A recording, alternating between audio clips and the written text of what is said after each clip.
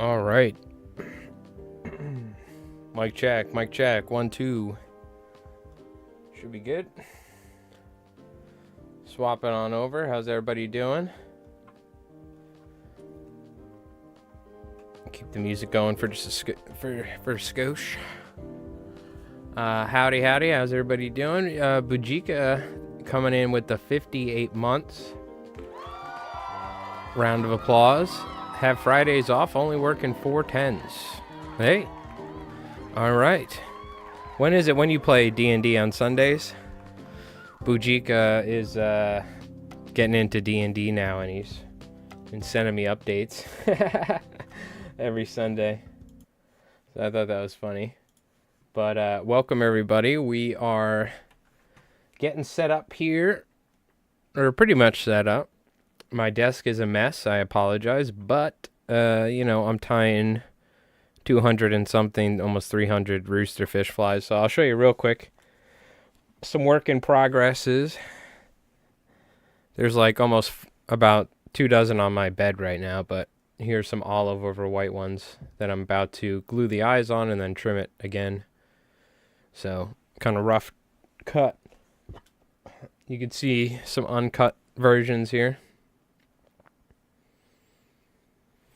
Still trying to figure out exactly how much material I can tie on without wasting any, but it's pretty tough. These flies, you end up cutting a good amount off, so, and you don't want to tie it too short because then the profile can get all funky. But Hannon in the Hookah Lounge, let's go. Very nice. Saturdays is when you play D&D. Gotcha. Okay, sounds good. So let's see here. Yo, Sonny Kim and Wolf. How you guys doing? Everybody on Twitch. YouTube folks are just trickling on in. Welcome. If you haven't, or after the stream, check out the new video from on YouTube. It's various weighted flies for spring striper, or just for, not spring, I'm sorry, just various weighted flies for striped bass. And it was essentially just filming and showing some different weighted, some weighted options for striped bass flies. So I actually got that done this morning. I was like, I need to get this done and uploaded. But so I figured, as much as I want to keep tying roosterfish flies like I have been every night, I need to let's do something different for my sanity. So let's tie a weighted fly. What sort of weighted fly? I have no idea. These are Ahrex blue water hooks. 4 odds, by the way. And we're going to put a lead keel on here. I explain lead keels and adding weight to streamers and stuff like that. Now, recently we did tie the American eel fly by Chris Windrum. And I do like that pattern a lot. I've been fishing it, and it's pretty sweet. The action on it is really nice. So I'm thinking maybe we tie something like that, but in a larger scale. And the other option is doing a larger kinky muddler. But no matter what, I want to take a fly and we're going to add some weight to it in the form of a lead keel. The Chris Windrum fly, we don't necessarily do that originally, but we could certainly do it and get some more exaggerated weight to it. The idea of fishing a big eel fly in the summer around the bridge at night is pretty appealing to me. But I do want the fly to have some, I guess you could say, buoyancy to it. We're not going to be adding deer hair or anything like that, but by having a trimmed kinky muddler head or a spun wool head, it does add some buoyancy to it, if you will, and then the added weight then counteracts that, and you get almost like a suspending type motion to it. Ideally, I would have a hook that's a little bit longer for something like this, but we're just going to go ahead and do it. I'm almost leaning towards a big weighted kinky muddler is what I'm thinking of, and we're just going to tie a keel. We've been tying so many kinky muddlers recently, but it's like, it's an awesome fly, and, I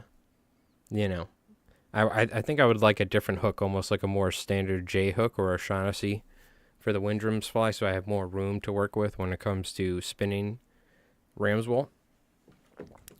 So let's go ahead. I have this black thread spool I bought is like I used it a little bit, and now it's like almost coming undone. So at some point here, one of like the thread came off the spool, so I had to cut it. So at some point here, while I'm tying, it's going to just seemingly break or something. We're gonna come to the point to where I had to cut it. Because I don't know what happened. This was like a poorly wrapped spool from Danville or something. It's very rare that you get this, but you can see here we got a loose end somewhere. So this is going to be, yeah, I don't know when we're going to get to it. So we're just going to find out together. It'll be like a little, how many licks does it take to get to the center of a Tootsie Roll sort of thing, Tootsie Pop. You know what I mean? At some point we'll get to the point. At some point we'll get to the break or the cut. But I hope everybody's doing well. Yeah, I'm pretty happy with the new video. I was going to do a video talking about all three types of saltwater flies, essentially. Whether it be topwater, subsurface, or weighted. But talking to Mark, he's like, why don't you split it up so it's not too much in one? And I'm like, you know what? That's not a bad idea. So I just went ahead and did weighted flies. And sure enough, I got almost 15 minutes. So pretty easily. Because I don't want it to be too much where it's like almost information overload, but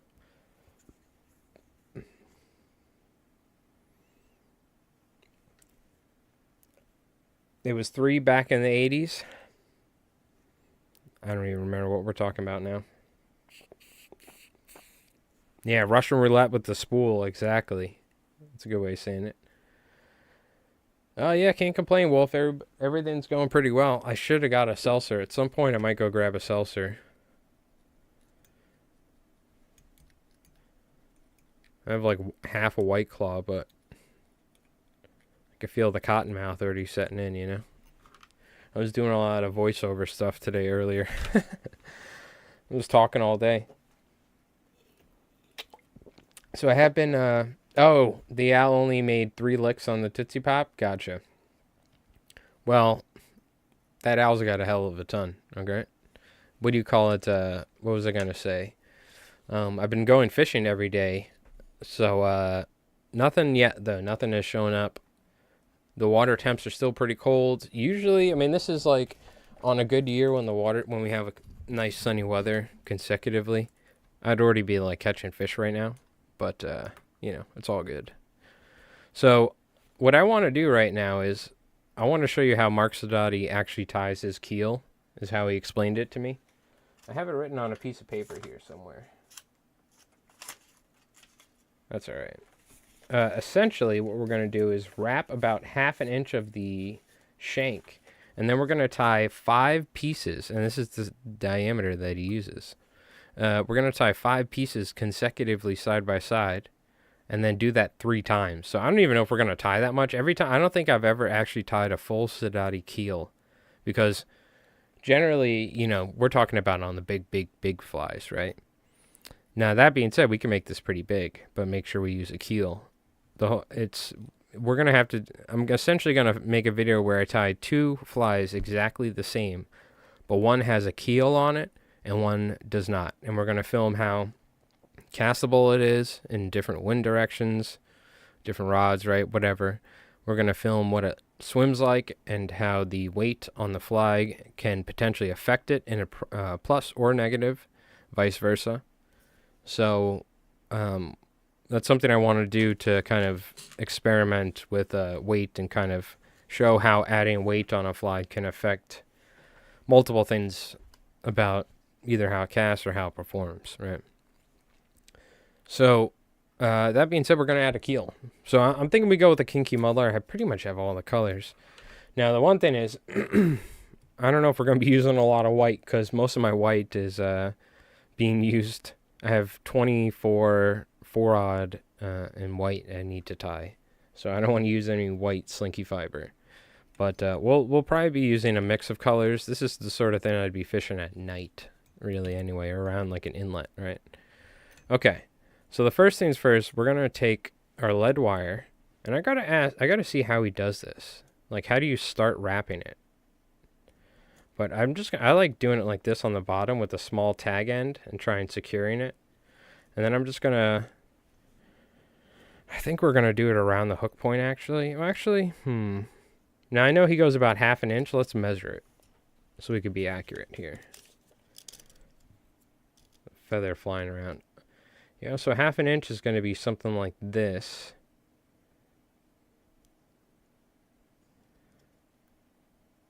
So if we go from about here to about there, that's about 1/2 inch. So maybe I'll move it slightly forward.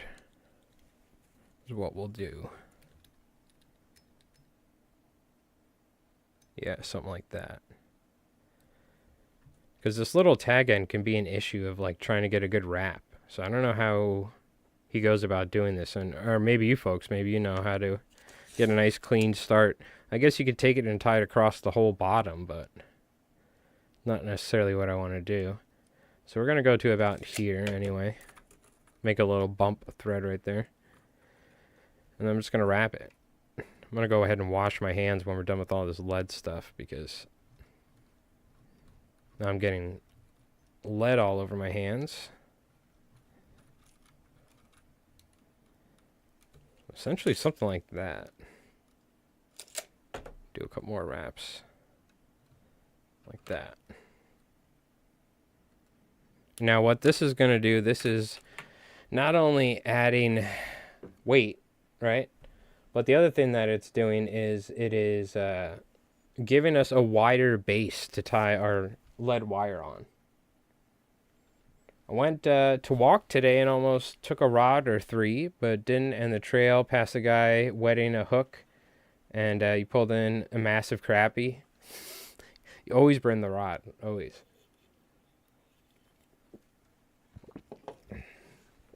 Oh, the owl bitted on the 4th. Gotcha. He's a cheat. No. All right, so now what we're going to do is we're essentially going to tie... Yeah, see, now we got a bump there. So I'm curious. I wonder if there's a better way. Let's try it, because we're experimenting, right? Maybe there's a way we could start it without... I don't want that bump right there. Or maybe we only have a tiny, tiny tag end. How do we do this nice and neat is the question. So I can get a nice, neat tie on there.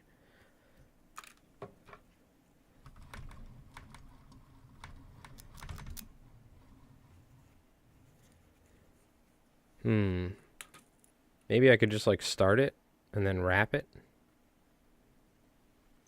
But you kind of have to secure it, right?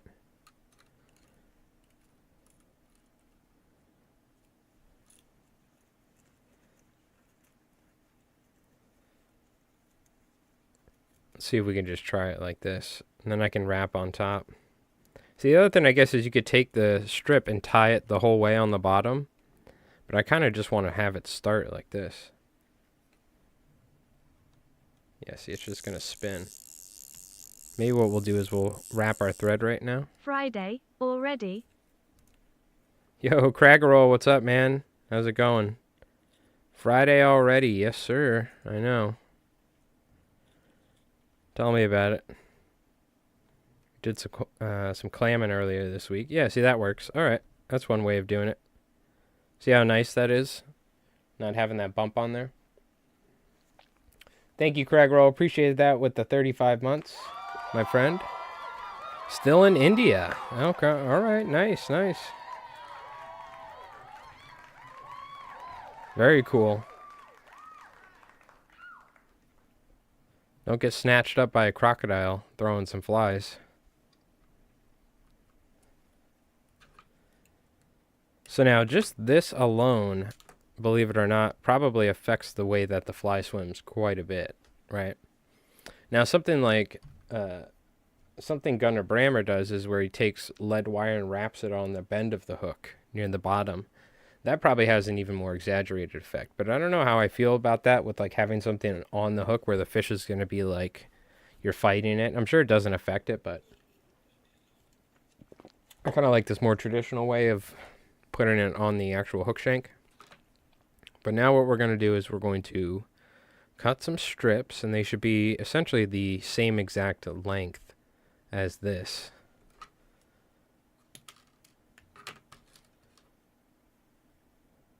So we're just going to cut some strips here.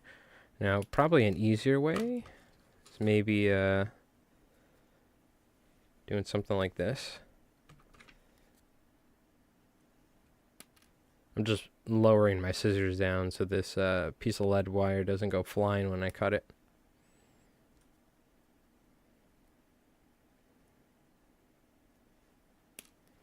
And we want 5 pieces to start. We're going to do that 3 times.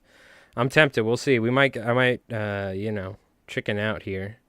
Because you start really building up some material on the hook shank that you have to work with. But I feel like with V-ties, it's not the worst thing, right? Especially if you're tying like big slammers, you can work with something like this. But because you don't need a lot of thread wraps in general. So now we're going to go on the bottom here. And if we're trying to put 5 strips on here, I'm going to put this right in the middle. Something tells me that's going to give us like a guide on where we can tie the other ones.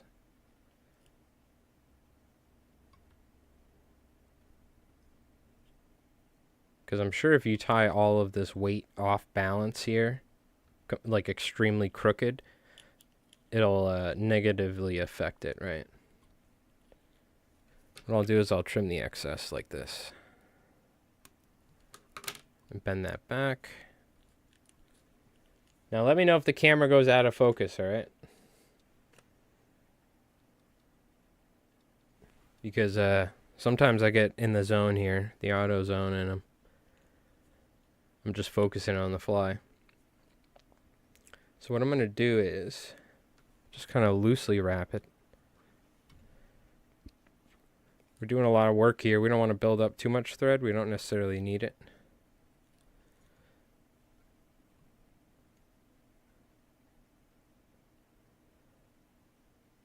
Try and get that wire straight and cut this excess off. I don't think it matters if there's a little bit hanging off, but lead is so easy to work with. We'll just cut that. So that's 3 strips. We're supposed to do 5. You gotta trust the sensei. Seems like a lot. Seems like we're doing too much, but you can see now how we can kind of fit these 5 pieces, right? I will say the side pieces are a little bit lower generally, it seems like, because that's just how tying on a round bend works, right? But you can see now we have a pretty decent keel here. And he generally ties 2 more stacks. So I say we go 1 more stack. And then we'll see what happens when we get to the next one. But now I'm telling you, you just got to see him cast a fly with this, and it'll change your mind. Because no matter what, there's like a natural thing in fly fishing that weight is bad, kind of. You know what I mean? But there's something going on here. Like, we need to talk to like a physics professor. Something to do with mass and how like adding weight to the fly counteracts or does something. I mean, if you think about it, because I was talking to Mark, I told him we got to film a video on this because this is like, there's got to be some deeper meaning behind it all, right?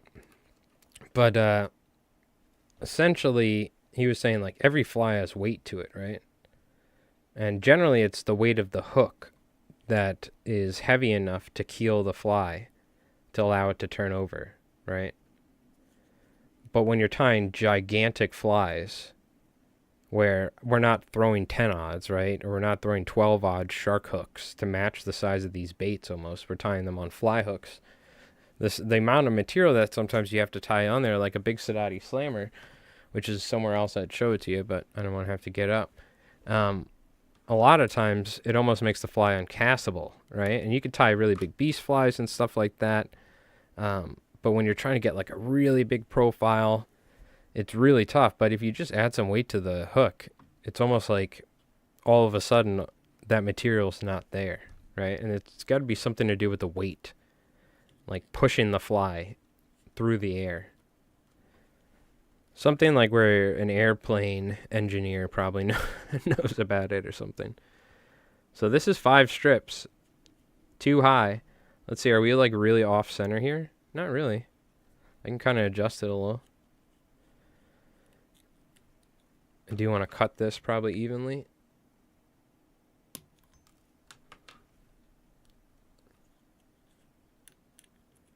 Now, I wonder this.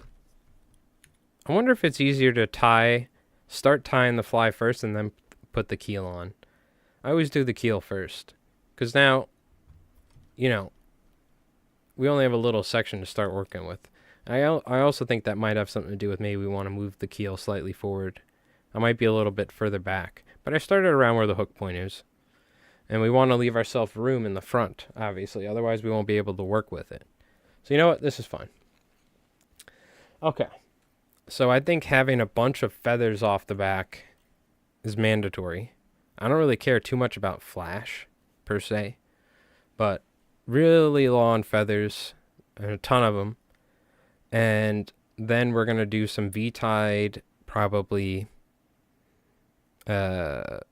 Steve Farrar fiber or something like that. And then we could go ahead and start doing the head, right? Yo, Sandman, what's going on? I don't know. We're going to tie something really big. Probably a big eel fly, like 10 inches. And we did a Sadati style keel on here. So we got quite a lot of lead wire, but this is how you do it. So I actually really plan on making this fly like pretty large.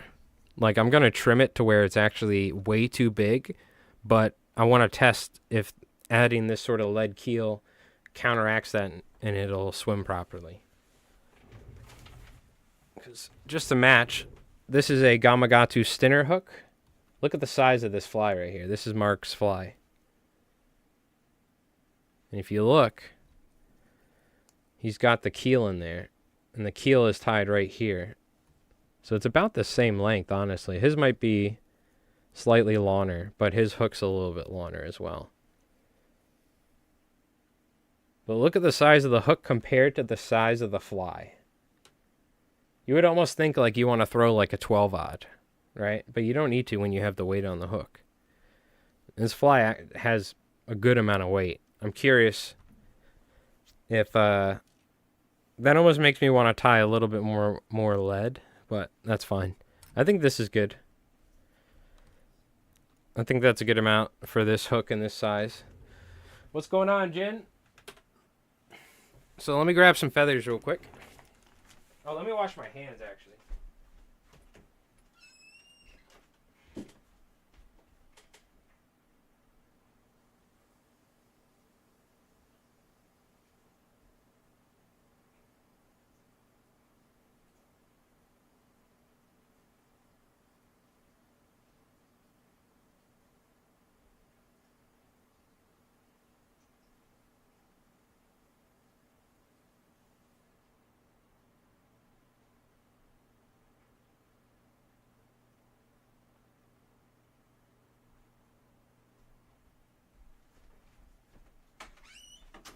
Alright.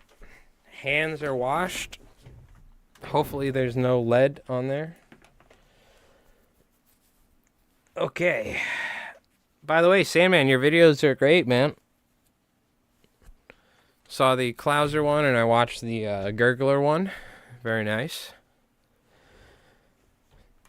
Good start. Last fly, Big Bird. Hey, now that's a Sadati Slammer, right? Classic. Let me grab some hackle.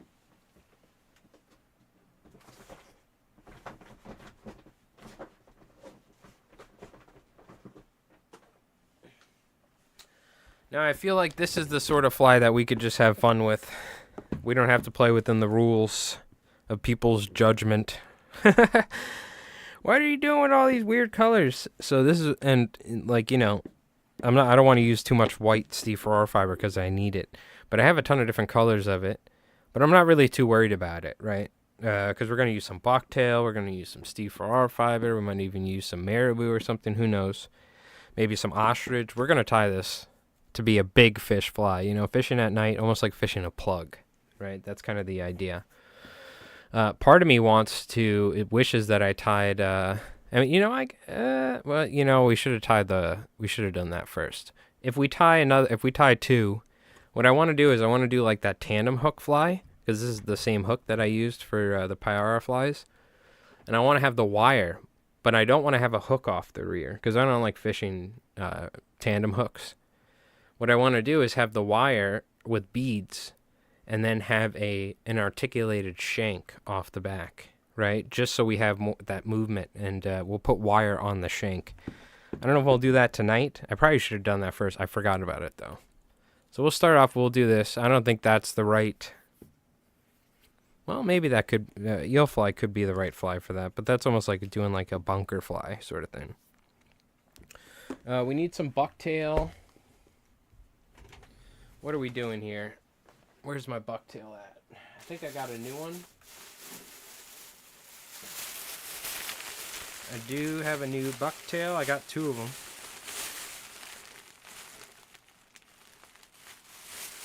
Yeah, this one will work. Also, let's get a little tunes going, shall we?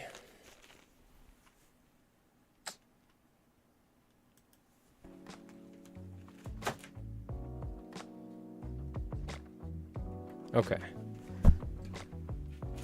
All right. Oh, what I need to do is adjust because I don't want this. I'm going to do a clap check. Clap check.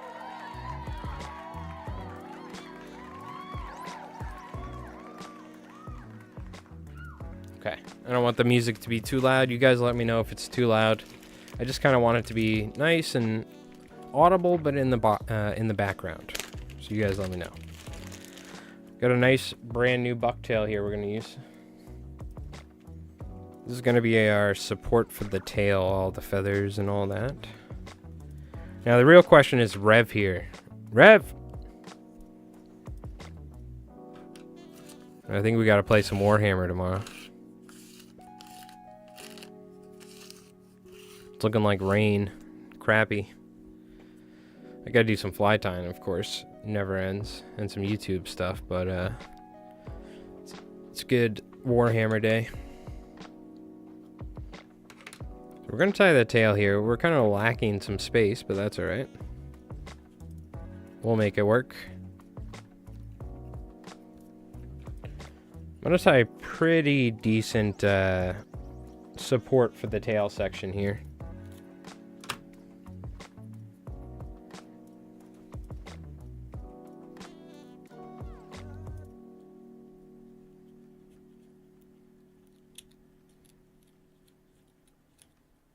Kind of building a bridge to our lead wire onto Greater Lands.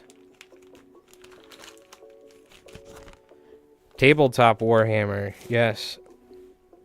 I would show it to you, but my case is covered in fly tying stuff. But I have an Emperor's Children army, 2,000 points. I have 2,000 points of Blood Angels. I mean, we have way more than that, but I got orcs, I got Tyranids. A lot of it's 3D printed. Get wrecked, GW. But my Blood Angels are, a lot of them are GW models. So actually, in the end, I actually got wrecked. Who got wrecked? I got wrecked. They got me. Alright, colors. We're tying an eel fly. So probably like a lot of darker colors, right? I don't know if I even necessarily have like purple or black, but I'm just gonna pick some random colors and we're gonna tie with it, because that's what you do. Do I want chartreuse? I think yellow is nice though. I like yellow in my eel flies. I do like me some yellow in my eel flies. Let me see here. There we go. A little bit of yellow in there. Of course, some olive. You gotta have the olive. Capiche.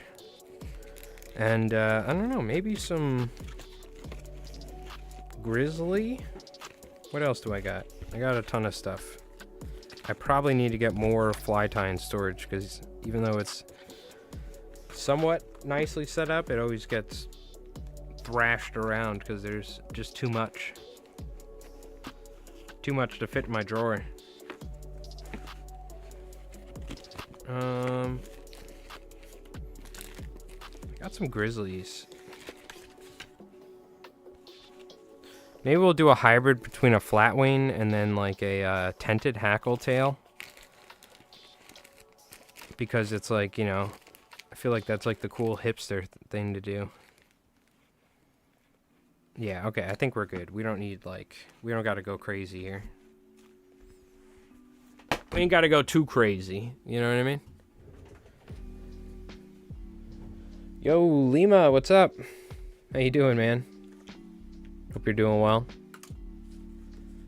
So we have a gigantic keel. Gigantic.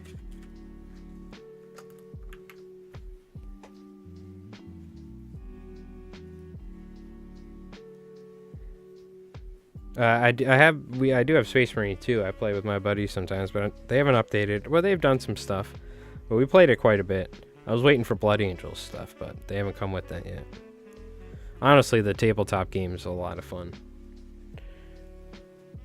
Also hurts your back quite a lot too, but... Alright, like I said, this is going to be a big old fly. I almost kind of wish we used a larger hook, but that's alright. This is a test. Testing. I could always use a big, Owner Akai hook is what I could use.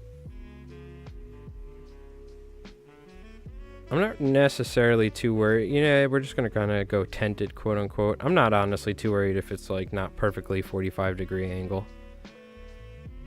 To be honest with you, because we're putting like a ton of feathers on here. I like that though. Let me zoom out a little bit. I have tied wine cork flies before, only because my dad was drinking wine in the past. Not a lot, but he would. And we didn't have like popper heads. You couldn't like buy popper heads. You had to make them yourself. So maybe at some point. But Jimmy Crack Corn, what's up? How's it going? How you doing? I have we've tied flies with cork, specific like shaped cork and stuff as well. But I haven't done one with wine cork in a while.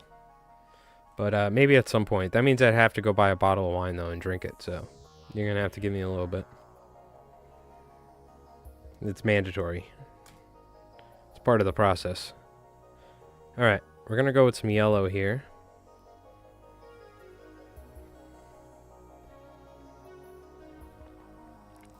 I'll do one at some point. Be a tax write-off for a nice bottle of red. Like a, I don't know. It's been a while since I bought wine. Not a Merlot. I don't drink Merlot really, but I'm trying to remember. I don't even remember. Probably been a good 4, 5, 6 years since I bought a bottle of wine. So I used to actually drink wine quite a bit. I'd be like cooking steak and stuff, you know, drinking some nice wine. But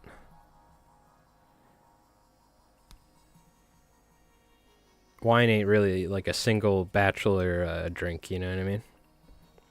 Those are Guinness and White Claws or something.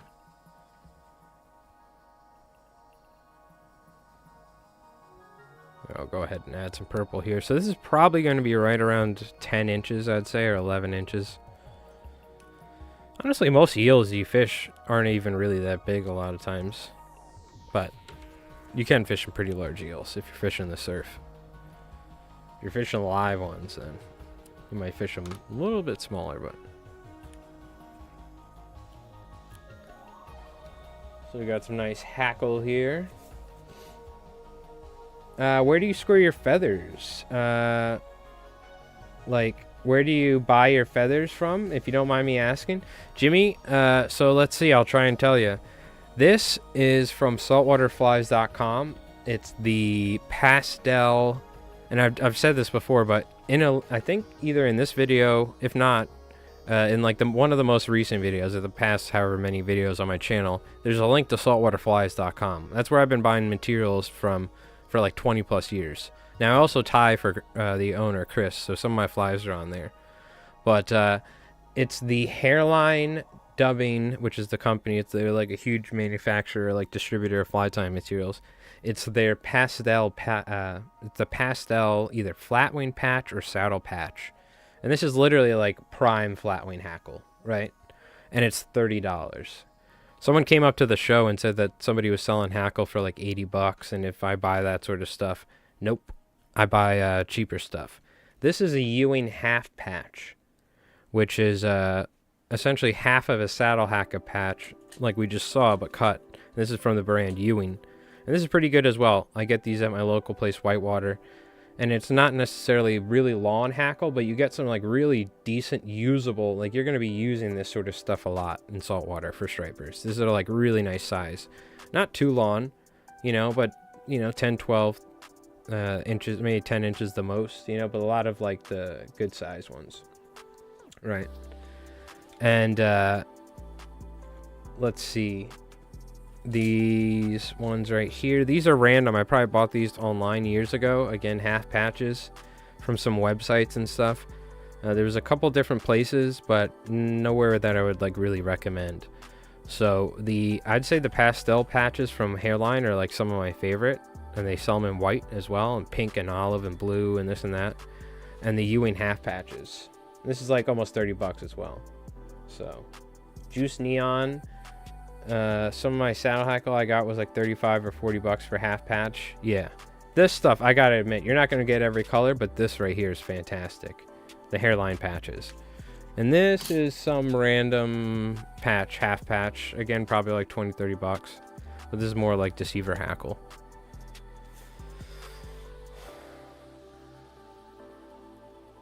I got juiced on some of my neon hackle. Gotcha. Nice. Yo, Frosty, what's up? I'll be schedule 1 and later after the stream, so. But we gotta tie some big flies. I'm gonna go with some olive now and then some gray. Let's do gray first. Actually, we'll do gray after. Let me turn this music down a little too. There we go. Alright. Now we'll go with some olive here. Then we'll scale down the length. You don't always have to go longer. You can sometimes, you know, you can go shorter after. So mix it up.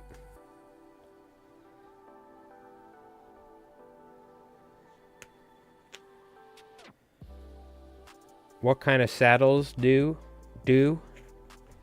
I a lot of. Julian, yeah. Oh, Hulin. What do you call it? The Ewing half patches or the Hairline pastel patches. We were just talking about it. Those are what I use. And then 90% of the time, Chinese saddle hackle in bulk. 1 ounce bags from saltwaterflies.com. This will work 90% of the time. Oh, do you like... what do I buy for the Deceiver? The American Rooster Whiting hackle, which is like unavailable anymore, I guess because of bird flu or something. So this sort of stuff is I don't know, some sort of just half patch. I couldn't even tell you what it is. I just got it at my local shop. This sort of stuff makes good Deceiver hackle though. This is similar to the American Rooster. The American Rooster is much wider and webbier, but it's a nice stiff hackle that still has a ton of movement. It's the nicest hackle I've ever seen for Deceivers, and I can't buy it. I can't find it anywhere. I have a patch here, excuse me. I have a patch in, let me show you, in Grizzly. But you can't find it in white anywhere. So this is a Grizzly patch of the American Rooster Whiting hackle. This is the greatest Deceiver hackle you'll ever find. I'm just going to have to tie some Grizzly Deceivers, put them on Angler's Marketplace, because look at this, I have a whole patch. But this right here is the greatest Deceiver hackle of all time. It's nice and stiff so it doesn't foul. It's nice and webby and it has a beautiful profile. If you can find it in white, buy it and then send it to me and I'll pay you back. Alright. Nah, I mean, don't do that, but let me know because I gotta buy it. It's impossible to find. I gotta call Whiting. Alright. Yeah, well, we got the bird flu right now. I mean, 2 owls died at our local wildlife refuge that me and my mom have worked with in the past. I donate flies to them and stuff. My mom's close to some of the people that work there, and 2 of the screech owls died from bird flu. So it's spreading around. So it's all over. I bought some of those. I bought like 3 saddles from an older dude. Yeah, they're great. Great saddles. Not as bad as down south, yeah. Yeah, it's pretty bad. It's killing off a lot of wildlife. It's not only just like, you know, probably affecting like farming and stuff, or, you know, commercial fowl, I guess you could say. All right. So yeah, another great fun thing. Let's grab some gray here. What do you use when I use hollows? This sort of hackle right here. These half patches. I don't know if these are Ewing. I think they're Ewing half patches. This sort of hackle is what I use for hollows. It's the chemtrails. Alright, we're not gonna... We don't gotta get into all that. Anyways.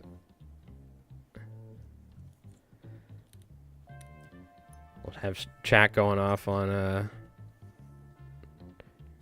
all sorts of crazy things.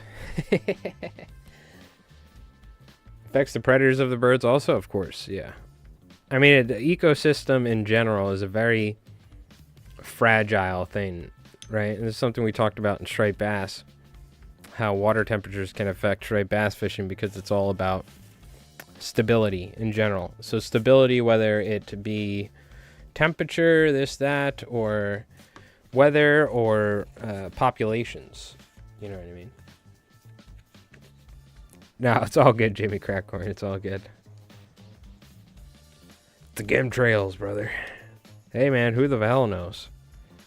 I'm not too big on that sort of stuff, but never say never nowadays. Like I said, it's only a matter of time till we start talking about aliens. Just got done tying up some sea trout flies. Hopefully going to test them out Sunday. Very nice. Yeah, I've been fishing myself. No fish yet, but I've been out there every day. It was raining today. It was 40 degrees the past couple of days. It was 30 the other day, but the water temps are just still too cold at the moment, unfortunately. So don't worry, these are the last feathers we're going to tie. I know you're thinking, how many more feathers can you fit on there? I mean, I don't know. Should we just tie all feathers? We'll call it the feather fly. We just slowly tie shorter and shorter feathers moving up the hook shank. There you go. There's a new fly. But we're not palmering them. We're just literally tying them on. So I just gave you guys $1 million secret. Don't steal it. It's my new fly idea. It's called the feather fly. Costs like $80 in saddle hackle. I wonder how much money in saddle hackle this is. I wonder if it's like $2.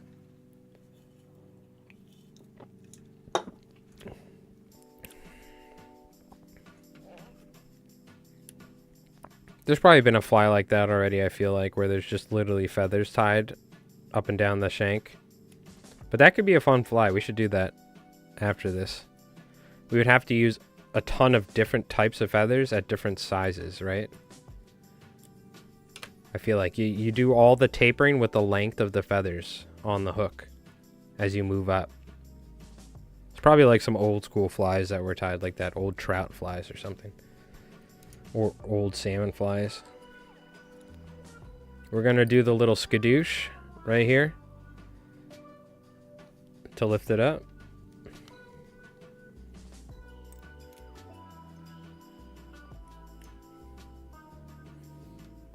Okay, now we have a giant tail for this fly.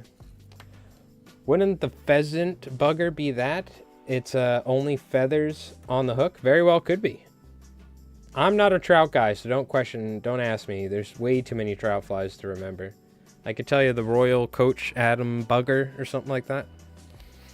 What thread am I using? It's the 210 denier flat wax nylon by Danville. Very nice, very nice. Yo, Doc, what's going on, man?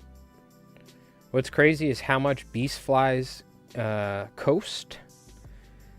You talking about how they move, like how they plane and stuff like that?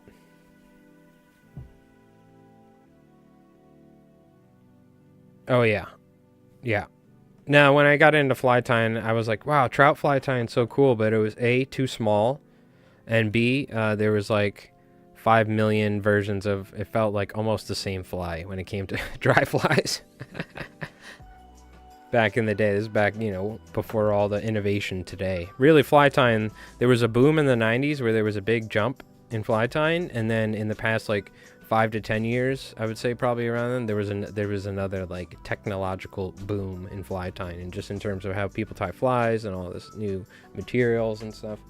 Another great video idea. Working on the Build-A-Beast. Interesting. What is that, shanks? You using shanks or something?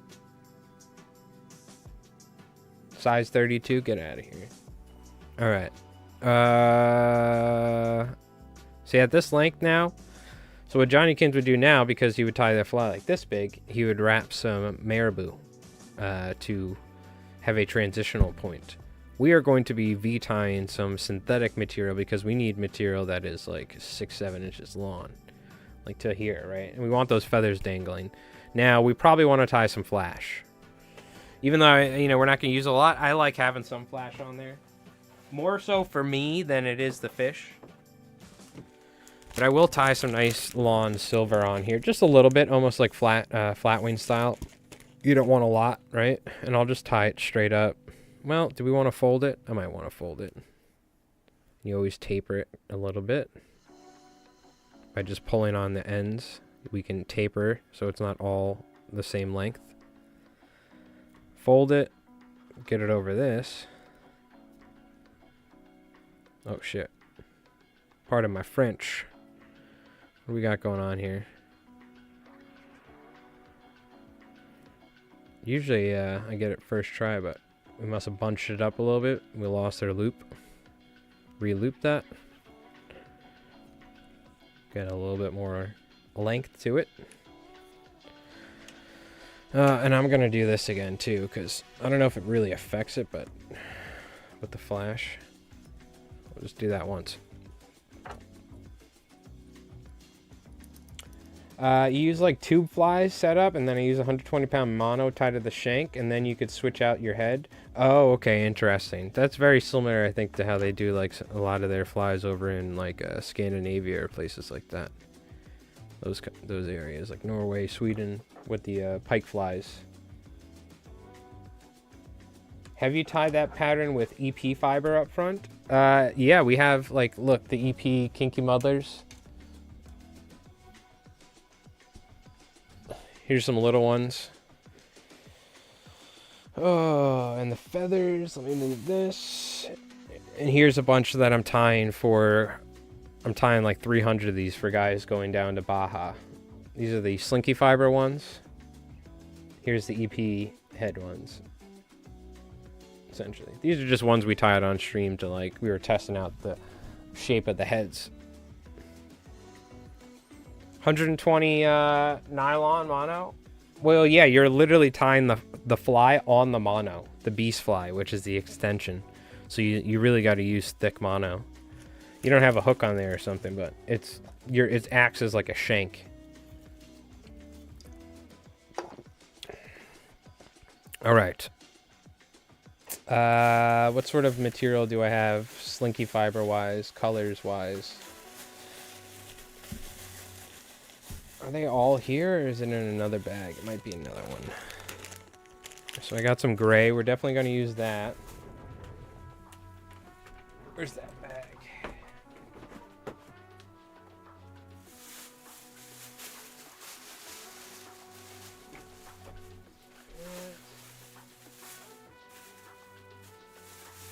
There we go.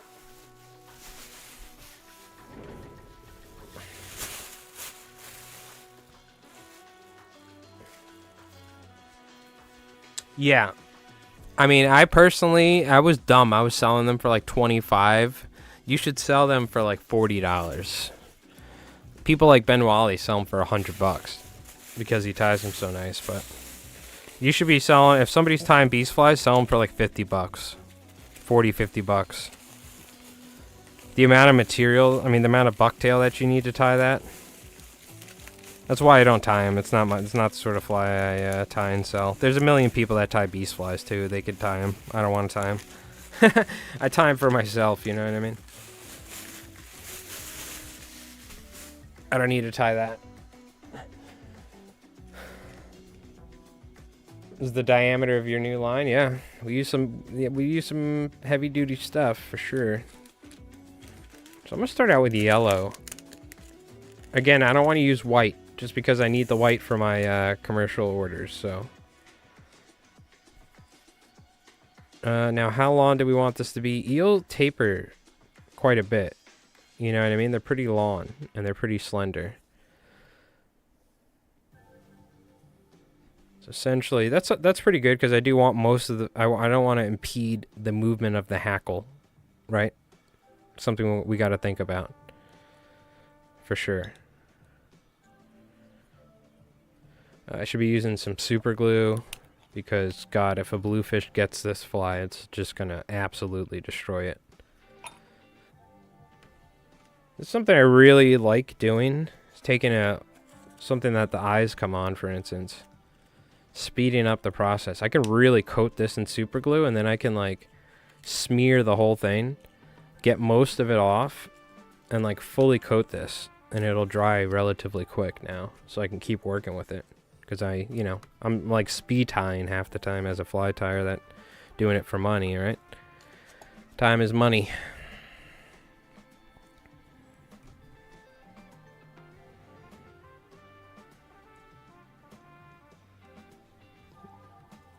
Do our initial V-tie. Didn't leave myself a lot of room, but that's okay.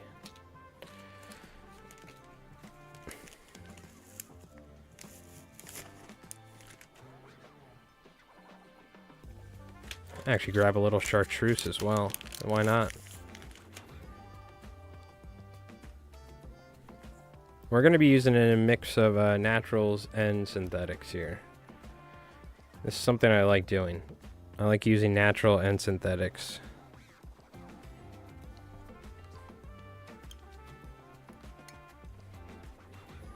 Now you could do all this with squimpish hair as well. You could just be like hollow tying 14-inch long squimpish hair. And I've tied a lot of big eel flies with squimpish hair in the past that look unbelievable. Fish really nicely as well. And then the V-tie we just fold back.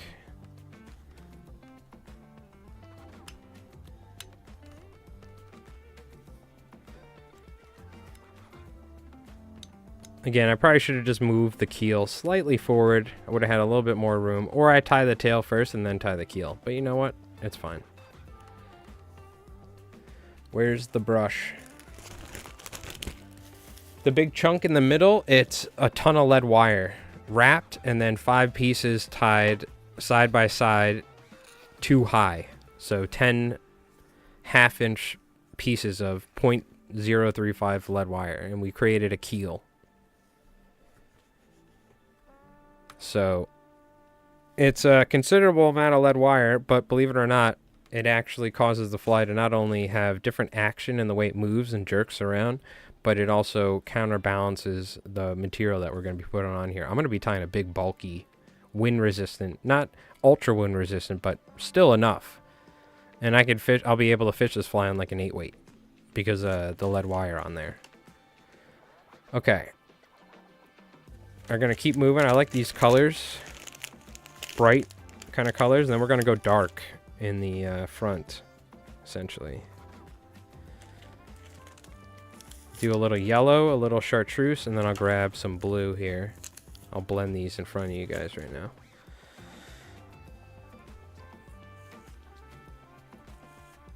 So in our new video, we talk about it slightly, but I'll be discussing it further in terms of keels. And I'll tie 2 of the same fly, one with a bunch of lead wire and one without any, and we'll film how they swim and how they cast, essentially.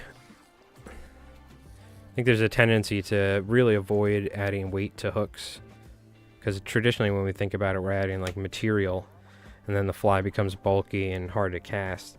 When you add weight in very specific areas, you can really start changing how the fly casts and swims, generally in positive ways. Oh, I should put a little super glue on that last wrap here.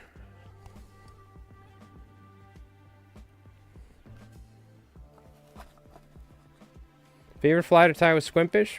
Hollow flies. I like to use squimpish hair as a replacement for bucktail when I can't get good quality bucktail for hollow flies, and that's one of the reasons why I started tying with it. There's probably so many things I could do with it that I just don't. I don't V-tie it.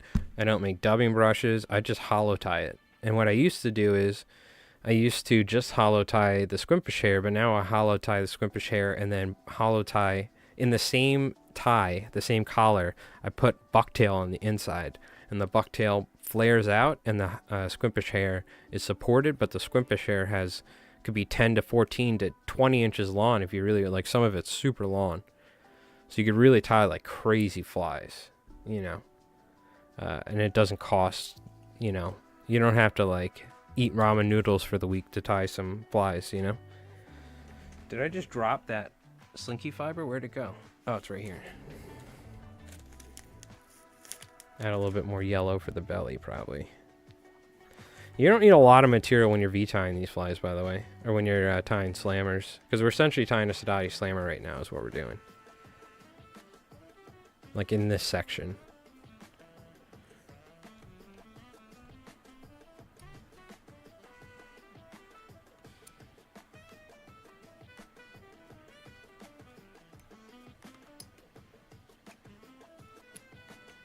Probably get like, it's so close. I think I can tie it on this lead wire bump.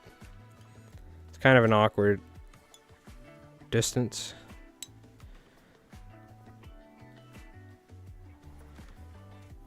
Again, the V-ties, they're offset. Squimpish hair, synthetic material made by David Nelson, owner and operator of Squimpish Flies. And we're part of their like pro staff, quote unquote. I don't really get anything from it other than a discount, and they send me some stuff, but they're awesome, awesome people, and I love their materials. Squimpishflies.com. I'm tying some roosterfish flies with these. Use code LIFliesMike for 15% off.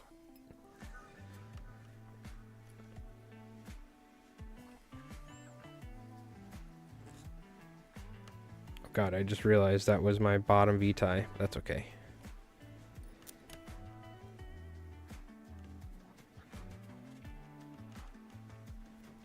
There we go.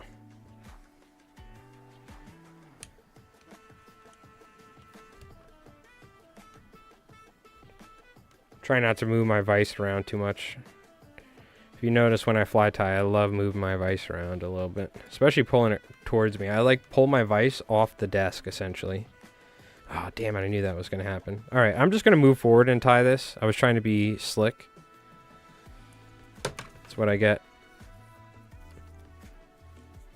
I was like, oh, maybe I can sneak a little bit in there. Nope, that's okay. That's okay. We'll just move forward. That or I just tie it like this. And then we move forward. That's fine.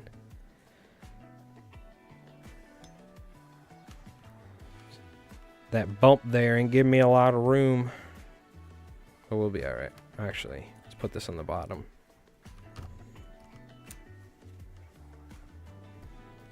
Why using minimal thread wraps helps.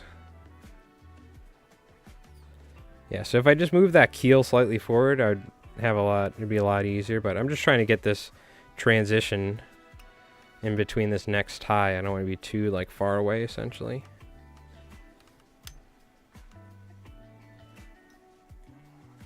But we can make it work. And we still kind of want it even top and bottom, right?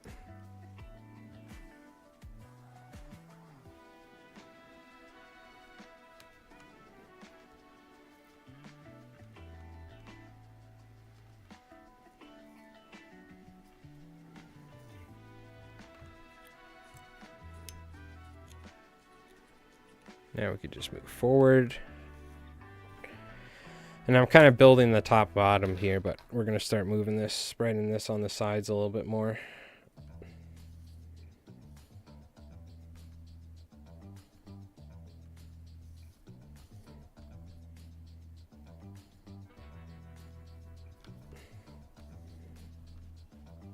Palmer some Estaz over the lead keel. Why? So you could tie on top of it easier or something? That's interesting. We're good. I got there. We just had to get over that little bump area. Why? So you have like a more fluffy base to work with? Is that what you're talking about? That's interesting.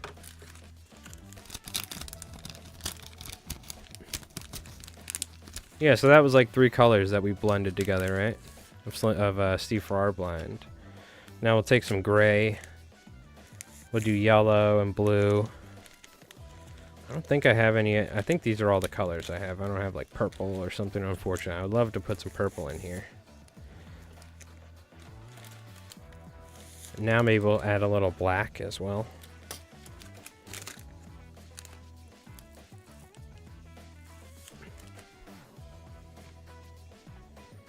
So this is gray, blue, fluorescent yellow, and black. And the black has some like red and blue flash in it, which is nice.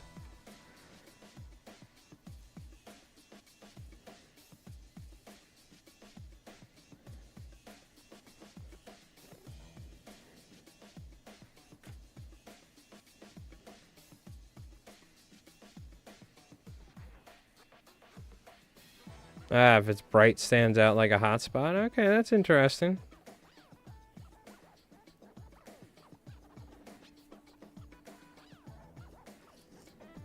That's interesting.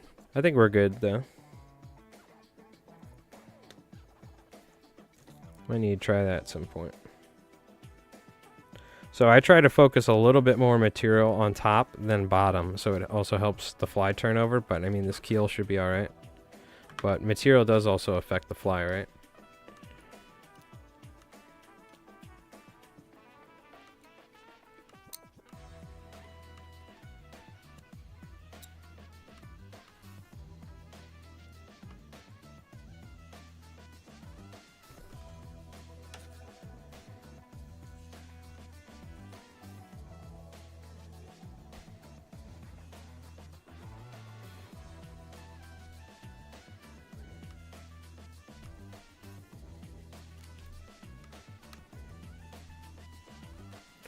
Now we do need to like leave ourselves some room to tie the kinky muddler head, but we should be alright.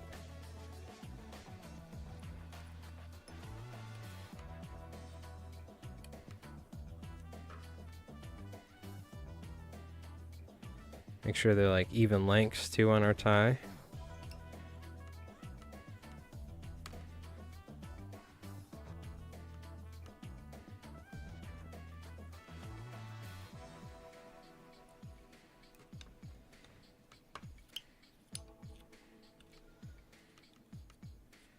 Now this is the sort of fly you fish in like May, maybe late April, but really May into June when the big bass show up.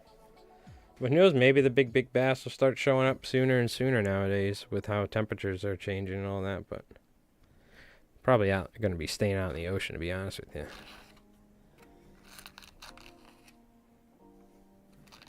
Now we got to be careful. We aren't necessarily trying to tie like a bunker fly, right? But I'm going for an eel. Now that I say that, I mean, we could always make it like a giant mullet eel. It doesn't have to be like match the hatch. This is like a big attractor fly, right? But I'm already kind of digging what we're working with now. It's looking pretty sweet. Hey, Brandon. Yeah, I've been going striper fishing every day. I haven't caught anything yet, but... Howdy, sir. What's going on, Laser Beam? Hope you're doing well.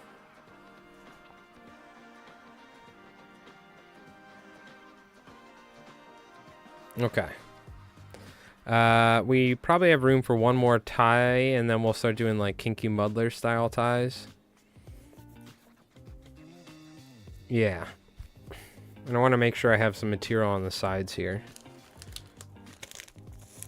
I'm going to mix up separate colors for the top and bottom. This is where I think I'm going to reduce the length of the material as well.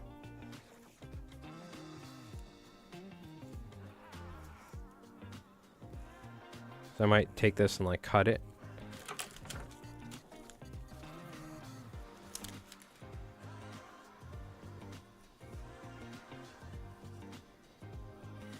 Because I don't necessarily want it to be that long. So I'm going to really taper it out, and then I'll cut it in half. Pull all the short hairs out. And then re-taper it.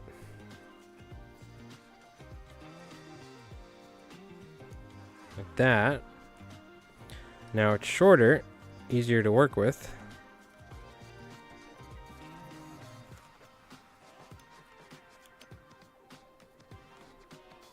A couple loose wraps. Get some color for the top here. We'll do a good amount of black, some blue and gray. And maybe some chartreuse instead of yellow this time.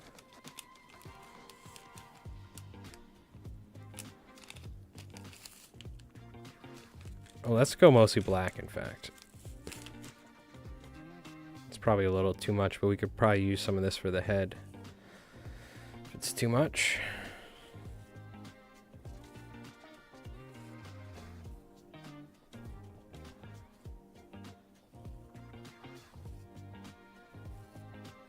So what about you folks? Anybody you been going striper fishing? I think Jay, I saw you. Did you catch some fish? Up in Jersey? It looked like it. If that was from this year. It looked like it was.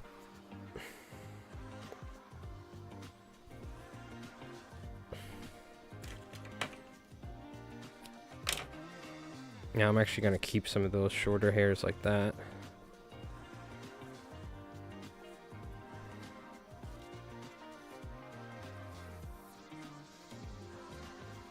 Taper this. The shorter hairs off to the side.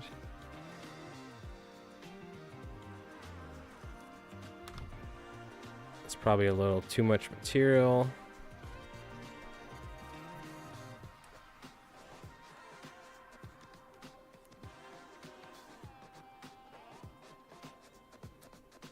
Oh, we met the breaking point.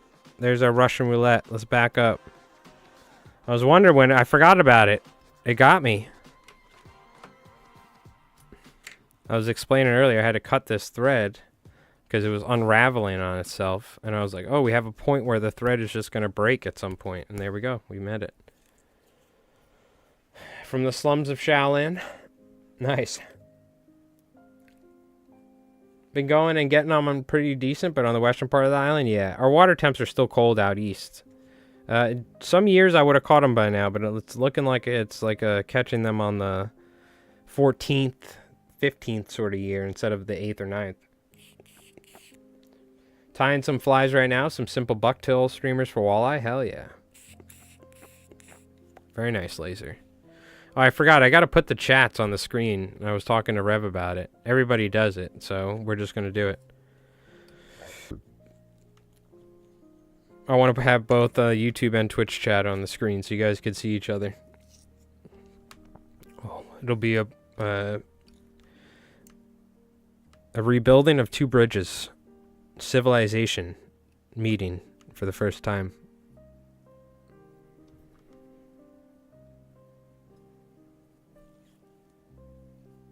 Alright, we're going to go ahead and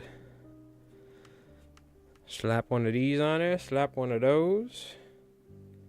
I feel like this bottom's a little longer. Let me get some of these longer hairs out of there.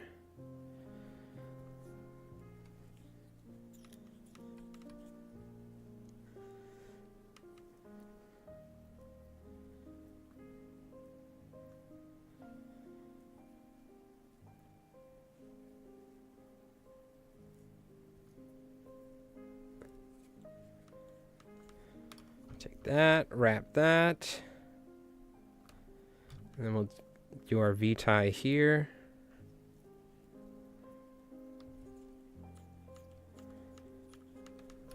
Yeah. Now we're cooking.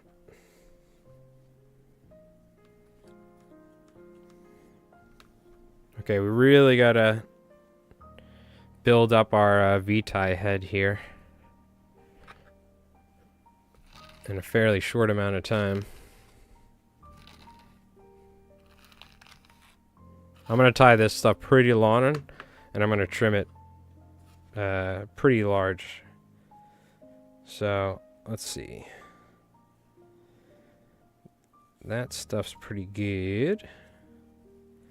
For the belly, we'll go ahead and use yellow and like gray. I don't want to use too much gray because I also have gray flies to tie. I gotta use a lot of this stuff for commercial stuff, but a lot of it I had laying around. A lot of it I went and bought, but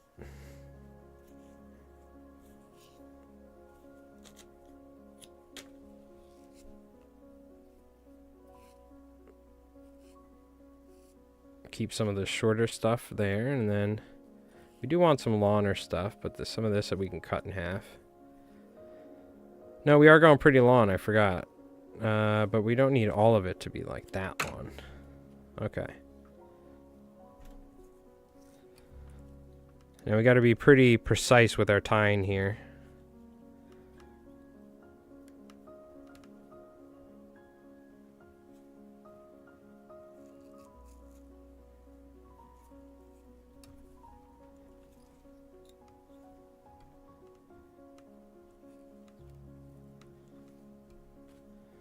This wrapped on here, excuse me.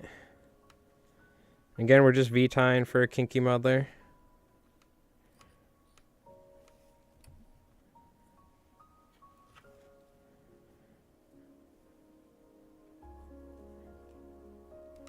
Just making sure I have a good amount. Fuck it, we'll just tie this like that. We're going pretty big with this fly, so.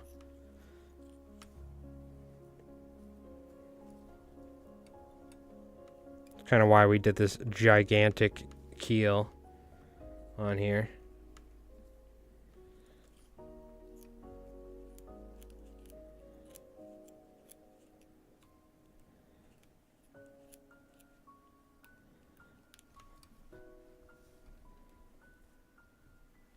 Spread this around to the sides.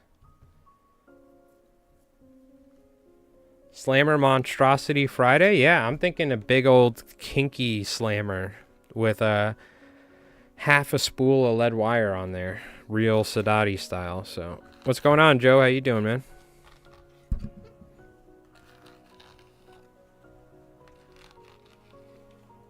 Yeah, I mean, look at what we're working with now, right? But you can see the bump on there, that baby bump. That's all lead wire tied on there.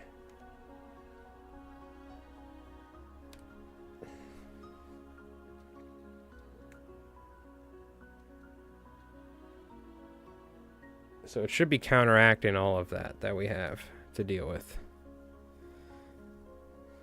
Alright. We've got a little gap, but that's fine.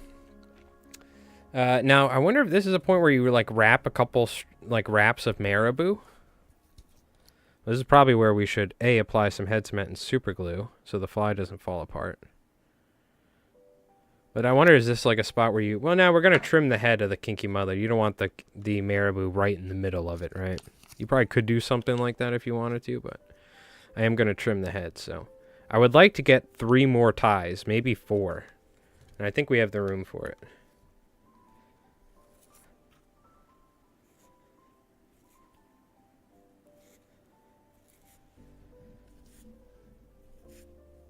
I'm going to use the longer stuff on the further back ties, like right now.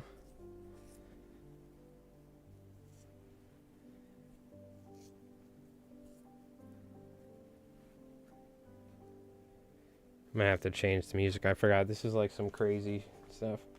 This could substitute for a bunker fly? Oh yeah, it could. Like I said, it doesn't have to be an eel fly. We're just going for some big, almost like a plug. It's almost like we're tying a plug for nighttime fishing, right? I just kind of started with eel. And we'll see what happens when we trim it, but...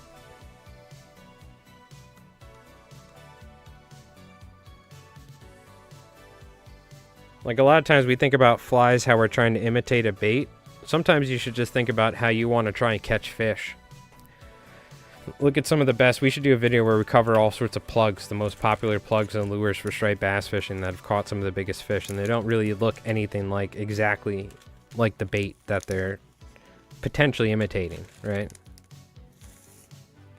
Bombers, Dannies and stuff potentially kind of look like a bunker, but when you hold it up next to a bunker, a Danny swimming plug looks nothing like a bunker. You know what I mean? In the actual shape and profile. Just because it has a little eye on there and it's got some color to it doesn't mean it looks like something, you know? But it's the action and the motion and the movement, you know, and how you present it. It's the reason why it's so good. So even though I was like, oh, I'm going to tie this like an eel fly in my head, it's like now we're just kind of ending up... I just want something that's going to push water and that it's going to plane higher in the surface. You know, when I'm fishing this, I'm thinking about really, really fast moving waters by the bridge where like the entirety of the bay comes passing through this area. So it's really fast moving rips. And so even though it's only, let's say, maybe 6-7 foot of water in some of these spots, like even a heavily weighted fly will just kind of go flying with the current. And there's a shadow line where the striped bass sit. And I'll throw like spooks or plugs or things like that, you know, catch a bunch of fish. That's what I used to do back in the day. Needlefish, yeah. Well, there are needlefish, right? But even then, they don't necessarily look exactly like a needle. I would say some needlefish plugs do a pretty good job. But there are needlefish here, so but like, do striped bass eat the needlefish, right? I don't know. But that's like a classic lure. Yeah. Or just even like your classic cotton cordell. Cotton cordell doesn't look like a bunker, right? But you can catch a lot of fish when they're eating bunker with that thing. Why? Because it just makes noise. And how it fishes. It's like a pencil popper. The poor man's pencil popper, the cotton cordell, one of my favorites. If you can't afford a Gibbs, because they're like 30 something bucks. They were like 30 bucks, 20 something bucks back in the 90s.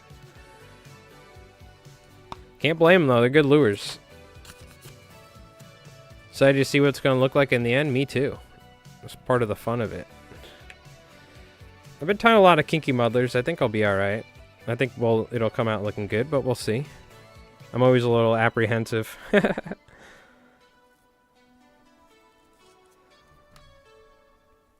Now, this might be our last tie. I kind of want, what I want to do is do one more V-tie and then do a hollow tie in front of this. I think we could fit it. But I really got to, like, do it right. You know what I mean?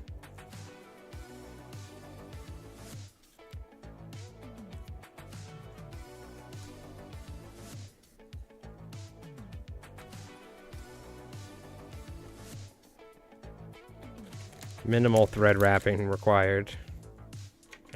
Now the best part is when we're tying a fly like this with all these colors, right now my pants are covered in Steve Farrar fiber. So what I do is I grab them and look at this. Now we have a pre-blended color of all the angel hair and flash. And we can go ahead and just rip this up and tie this on the belly. Or we'll save this for the front section where it's short. We have all this material now to work with. Which, you know what? Let's tie some of that in on the belly. Right now. Oh, my material moved. I don't like that. Gotta run. Just wanted to drop some love. Hey, Joe, thank you, my friend. Look forward to rewatch this and see how the Kinky Slammer Ho 5000 comes out. Round of applause. Give it up for Joe F on YouTube. Thank you, my friend, for the $10 super chat. Very kind, very kind. Get some emotes or just put some... Say thanks to Joe in the chat for all you folks that don't have it, so don't have any emotes. Thank you, my friend. Very kind to you. Very kind. You've been too kind.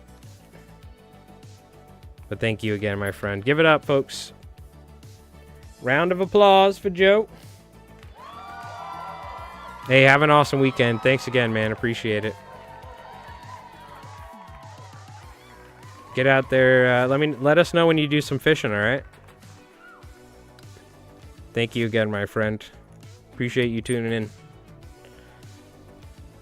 Let's go ahead and V-tie this stuff here. I think we have enough room to hollow tie it. I think so. Looking like it. You could just fit it, but that's fine.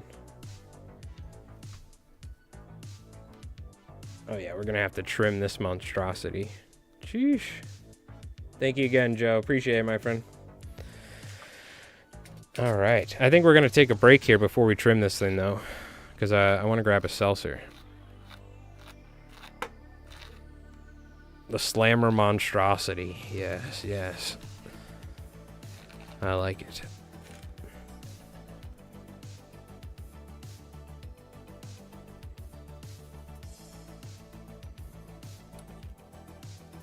We need some super glue, as usual.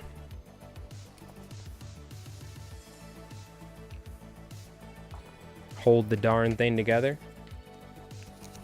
Ah, there he is. What's going on, Rev? Let's get some Warhammer going tomorrow. 12 or 12:30-ish. Maybe a little earlier. We'll see. We'll see. Probably around then. Do another narrative thing. Alright, let's see if Garrett wants to get involved. Let's go ahead and do our quote-unquote hollow tie. We are going to trim this. Now, we do need a fair amount of material here. Like, kind of long enough. I'm going to go blue and black for the top.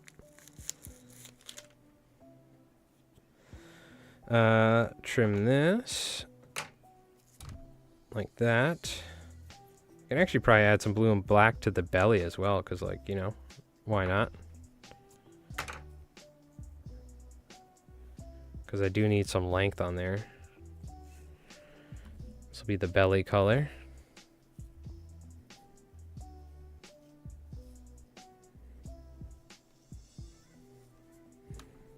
Go ahead and tie that in. And I like to have it a little bit longer in the rear than the front. We kind of want an even amount, top and bottom, but I'd rather have a little bit more top, right? I just want like 1 or 2 loose wraps in reality.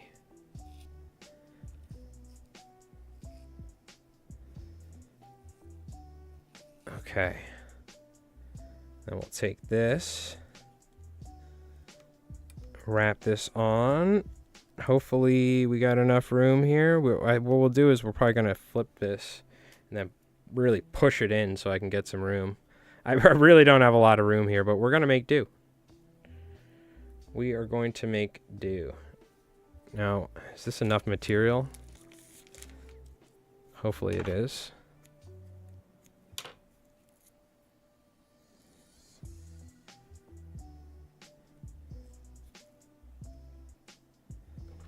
All right, we'll just trim this stuff, add a little bit.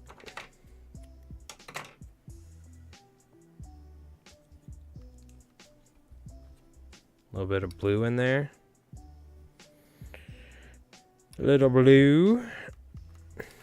Okay, we can't go too crazy. Where is my... Oh, I'm using my spool of thread that I was hollow tying with on all these Kinky Mothers. So yeah, the Kinky Mother actually finishes off with a hollow tie. Now you can see here, obviously, I'm not like hollow tying this like I would traditionally. I'm kind of doing almost like a V-tie hollow tie, but it seems to work pretty good. He's hooked. I should have never gotten us into Warhammer. We were playing a free-to-play game, 1-page rules. Rev was using D&D minis that didn't have bases, were the wrong sizes, were like he was like putting like using chewing gum to attach goblins to spiders. And now he's got Bane Blades and 8,000 points of guard. They got him. It's all my fault. It's all my fault. All right, that's looking pretty good right there. See, we didn't have a lot of room, but hey, we made it work. Right to the edge. I like living my life on the edge, like Sly Marlboro. It's a little Warhammer joke for you.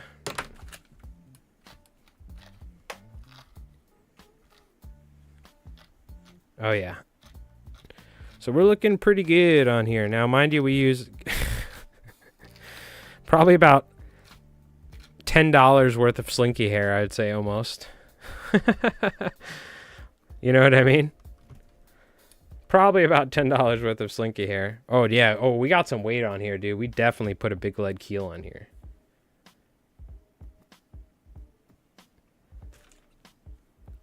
Myco Geeky? Don't know them, but there's a lot of Warhammer people out there, if that's what you're referring to. What did I miss here? I hear Twitch noises. George Hopkins sending bits to streamers. You're sending 1,142 bits to 1,142 streamers. You're number 231 out of 1,142. Well, thank you for the 1 bit, George Hopkins. That's like a cent, a penny. But you know what? I like what you're doing. You're going around just giving 1 bit. I appreciate it. You keep doing you. Twitch is a beautiful thing. Twitch is a hell of a drug. You probably get to see a lot of cool streams doing that. I'll tell you that much. But thank you. All right, yeah, this is looking like a fly, eh? This is definitely looking like a fly. What flies do you recommend for this spring? Brandon Cruz, I got you. I got 3 whole videos specifically designated to get you ready for fly fishing this year for striped bass. Count them. Number 1, the philosophy behind choosing the right fly when fly fishing for striped bass. Episode 1 in the new series called Fly Fishing for Striped Bass. Episode 2, springtime striper fishing. Started off was going to just talk about spring flies. Ended up talking about the entirety of spring fishing in general. That's like a 20-something minute long video. And today just came out various weighted flies for striped bass. But what I recommend springtime, obviously some sort of smaller weighted fly like a jiggy or a clouser. But I like a lot of larger flies, anywhere from 5 to 6 inches that push water, that you would call searching flies, like a bucktail deceiver, hollow fly, even the kinky muddlers, whatever they are, some small slammers, squimpish hollows. I like fishing flies that are like this big and that push some water. Don't necessarily doesn't have to necessarily imitate anything either, even though generally we tie them like bunker size, bunker profile or something. But they're more so like we're talking about with lures and stuff, they're more like attractor flies. You can imitate spearing, you can do this and that, of course, of course, slim deceivers, raise flies, and flatwings. Flatwings and like bucktail deceivers are what I mostly fish. I don't fish a lot of clousers. I don't like fishing weighted, like dumbbell eye flies a lot in general. You smack your rod and you're going to break it. And like, it might not be now, it might be a week from now, but that being said, the jiggy, I really like the jiggy compared to clousers. I tied so many clousers and fished so many over the years. I like fishing different stuff. Oh, you sound like that dude. Okay, I don't know who that is, but cool. Yep.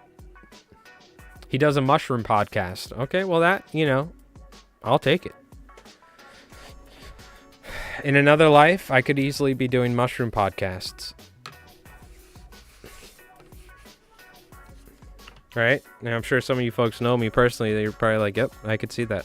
He could definitely be doing a mushroom podcast. I'm just not passionate enough about mushrooms. Mycelium. All right. Now, we got to figure out what's the profile. Dude, the profile right now, I just want to clean it up and let's get it round. I want to keep it like this. I don't even want to see the bend of the hook because we put so much weight on here. I'm curious how much we can get away with. Of course, we're going to trim it and clean it up. But I really want to keep it huge, like a big plug almost. You know what I mean? If you can just envision right now, we're going to essentially try and get the taper of a fish, right? Is what we're trying to do. But that's looking pretty good right there. And the whole idea behind having a big head on a fly is the water hits the fly, and there's some sort of hydrodynamics that happens. Just like how when wind hits the windshield on your car, cars are designed in a specific way so the airflow goes around them. The fly, what happens is if we took like dye, and I've seen people do it where they release dye in the tank, and the water hits the fly, and it kind of does like this little vortices and then comes back and hits underneath. It's one of the reasons why having these like tented hackle tails like this or whatever, the water hits it from underneath and it just kind of dances around. So it's pretty interesting, but that's why having a bulky head in the front allows, it's like something for the water to hit and then rotate around and cause this action in the rear. Because you can just have a basic flat wing that's super thin, have great action, but you'll find with these sort of flies with the big heads, like in my most recent video, I was filming the GT Slammers and the Squimpish Hollows near the end. The action is unbelievable because these heads kind of push the tail. So we do need to trim this fly, and that is what we're going to do here shortly. But I'm going to take a break because I want to grab a seltzer and stretch my legs real quick because we've been sitting down for an hour and a half and tying this monstrosity of a Kinky Muddler Slammer thing. But this is fun. You know what I mean? This is... I do like the Kinky Muddler. I think you could really tie some interesting flies with it when it comes to sculpting a profile of a fly. And I'm already looking at this now, like how do I want to cut it? We're already too big for a like traditional eel. What I'm thinking of is like a spook or a plug. You know, that sort of thing. That sort of shape, if you will. But also now I'm just looking at it, envisioning, right? We have a really nice bunker shape here, right? So we'll have to see. I'll probably take a good amount off the bottom just because we want to ensure the fly does turn over. We are going to trim a good amount of material off. You can't fish it like this. It is too much like this, but all right. We'll take a break real quick and we'll be back in just a moment. Time for the good old Albie highlight.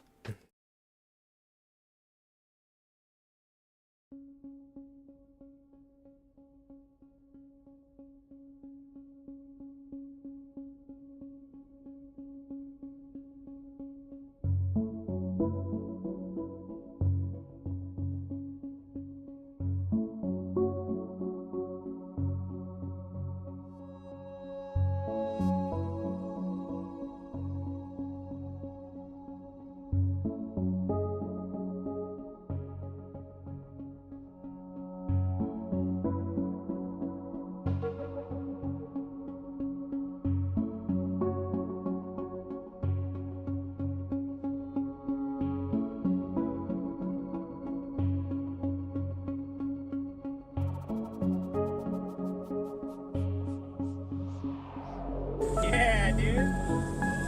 Yeah, dude. Stay tight, all right? Yeah, keep it tight. Yeah, dude. Yeah, Aiden. Knuckle buster. Are you good? You need me to do anything? Yeah, I might need a ride. Yes. Okay. Hold on, I'm gonna turn now. I'm gonna try and get on the bow. Yeah, get on the bow.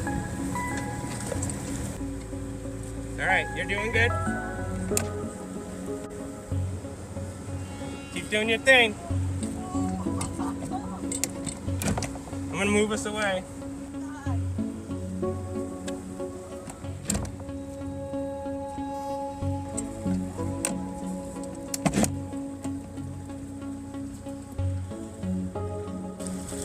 Is that a little one? No, that's a nice one. Let's go! Come here, hold next to your alley.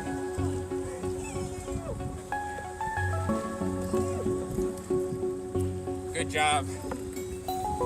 That's sick.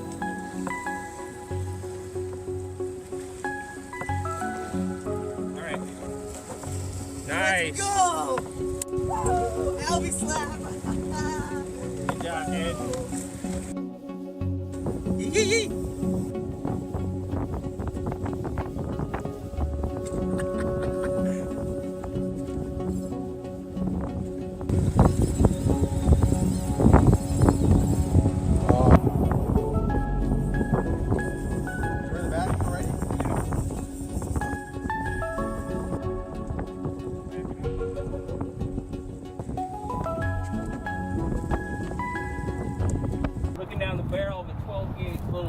bro. On the alligator too. I take the photo like that.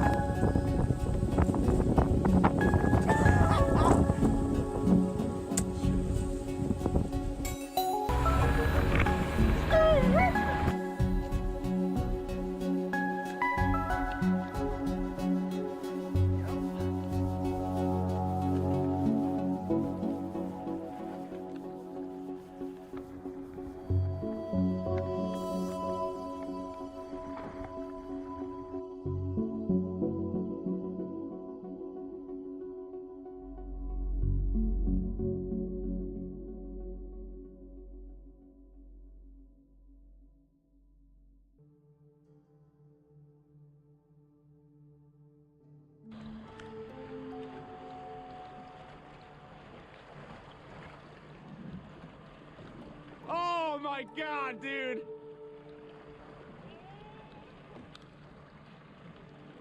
What the fuck?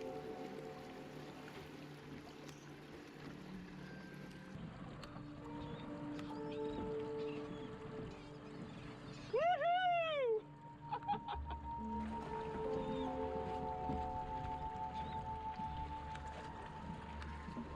Oh my god.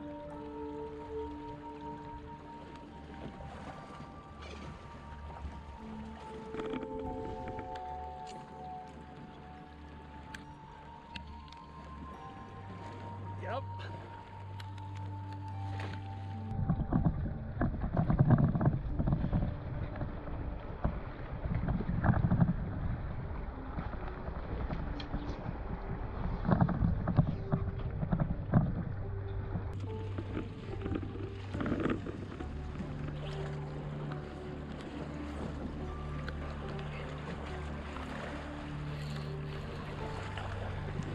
Oh my god!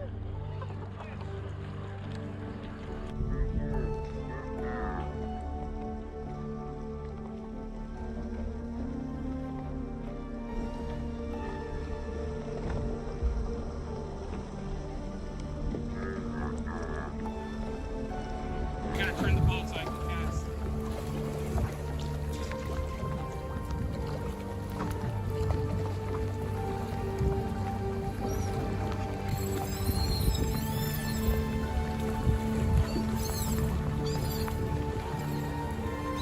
Oh my god, dude!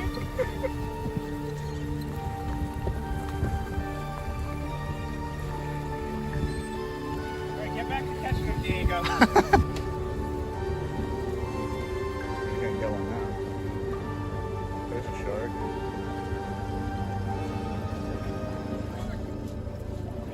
Frigates!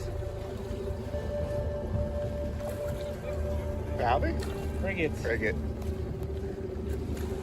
Whoa! Whoa! All right, and we're back. Jaron, what's up? Jay Aaron, how you doing? How's the West Coast over there? Is Aaron, J Aaron here? Aaron present?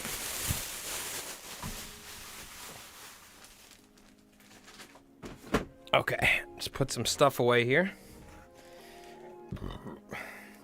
Hey, Patrick John, how's it going? I saw you commenting, I think recently, or I could be wrong, but welcome from Idaho. Very nice. The land of potatoes, no? What are you trout fishing out there? Are you fishing for smallmouth? What are you doing? All right, we're gonna trim this fly. We'll think about eyes when we get there. Both, nice. I know you got some good options for all around. When it comes to those fish. How do we want to trim this? I do not know. We'll figure it out together. I should probably just take it off the vise is what I should do.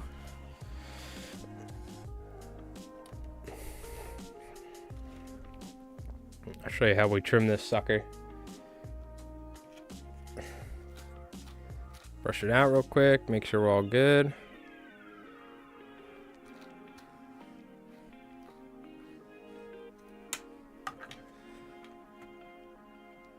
Okay.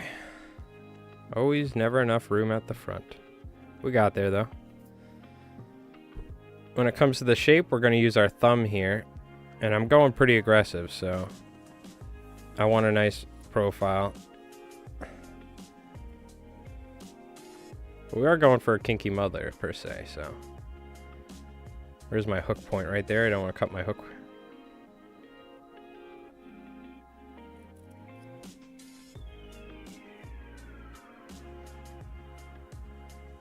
See what we're working with here? What's your middle name? Is it? I want to fish for wild tiger trout in a secret place. Oh, very nice. Tiger trout are awesome. Everybody likes secret tiger trout fishing.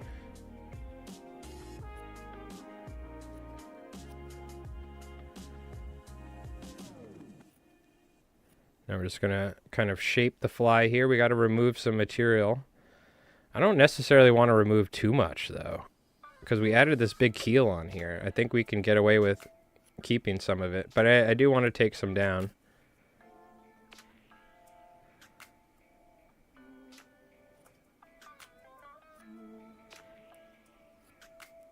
Just kind of shaping the fly here.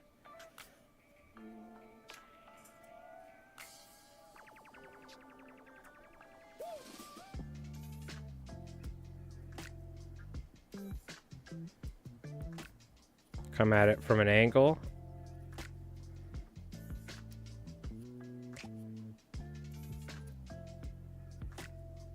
A little off the belly.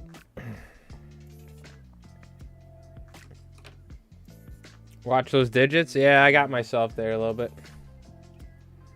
I probably poke my hand. These fingers are so numb to hook points at this point. Every day I probably poke my finger so many times it happens, especially when I'm spinning deer here. But unless you're talking about the trimming of this, and then we're good. We're good.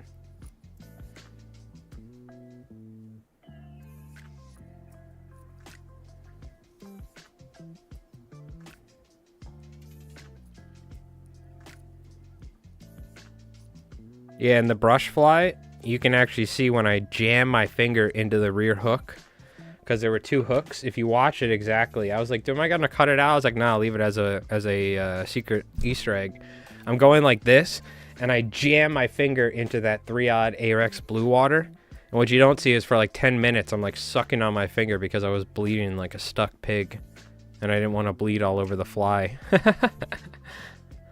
I got myself so bad with that. Because I don't work with tandem hooks a lot. I forgot while I was working with it. It got me good though. So if you watch, at some point I'm doing the caressing of the fly material I always do. And the reason why I do that is because I'm looking at the profile of the fly. A lot of times I'm doing this to look at what it looks like. Fly might be hard to cast on a 4-weight. What about a 5-weight?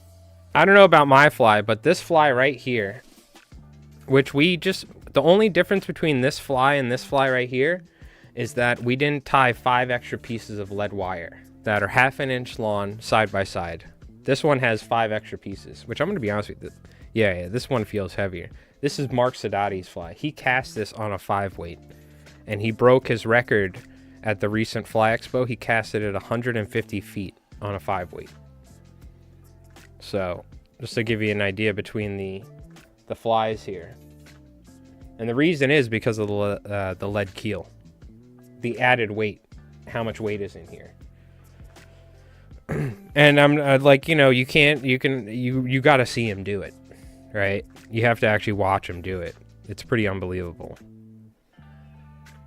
So that's why I got to go pick him up at some point, or I'm going to go bring all my equipment, and we're going to go film some videos.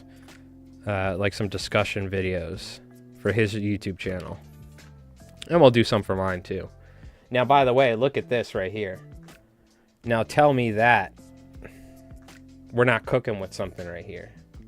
Now, by the way, I wouldn't fish this on a 4-weight because the size of the fish that I'm hoping that eat this fly it would be unethical to try and catch a striped bass that size on a 4-weight, right? But to be honest with you, a slot size fish would eat this any day of the week, right? No problem.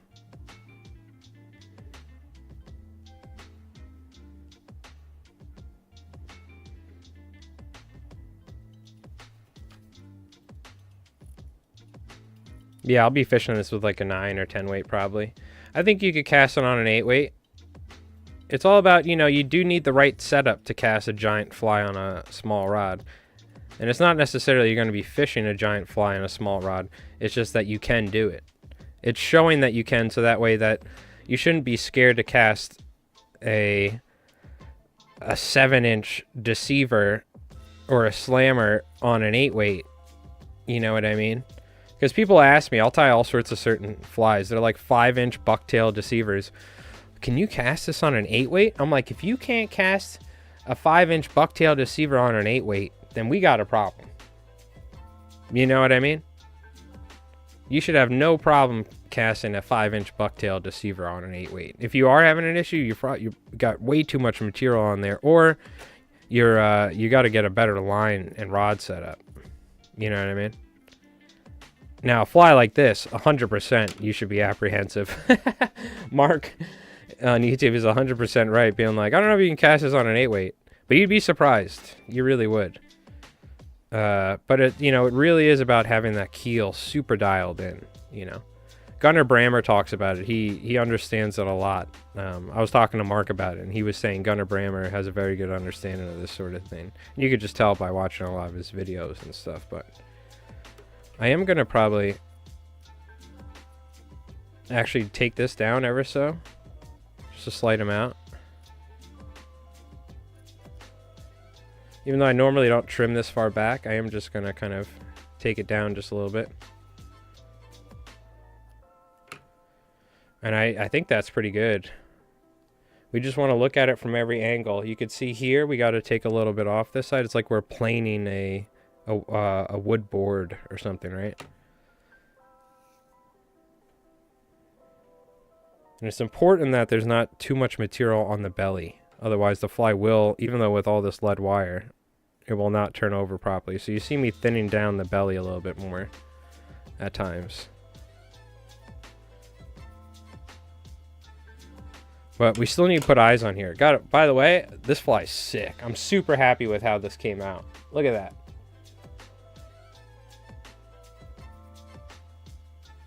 I was wondering where you've been hiding. Sounds like you moved more over to YouTube. I'm just making 4 YouTube videos a week.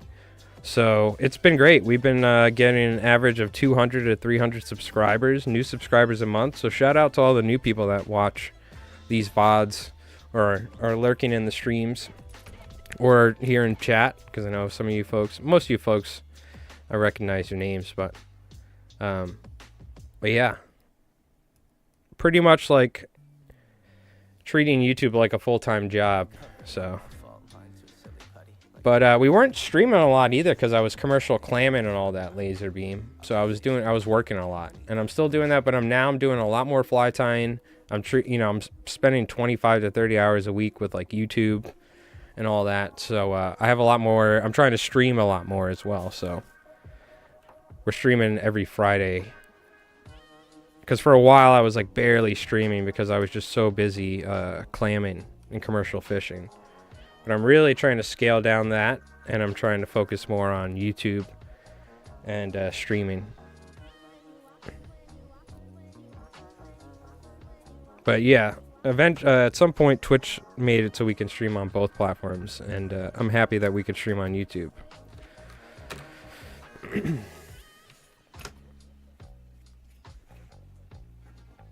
I wouldn't fight a striper on a 5 weight. Too long a fight. Lactic acid, especially. Yeah, exactly. You can catch schoolies on a 5 weight, no issue. But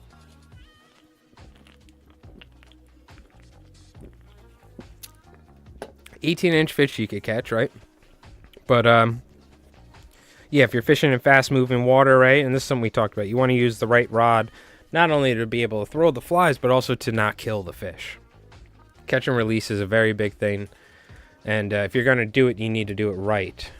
So, lactic acid is what happens. It builds up in a fish's muscles when they fight too hard. And then they essentially, overheat, and they can end up essentially, I don't know, they essentially end up getting stressed out too much and getting too tired and worn out, and then they end up, what do you call it?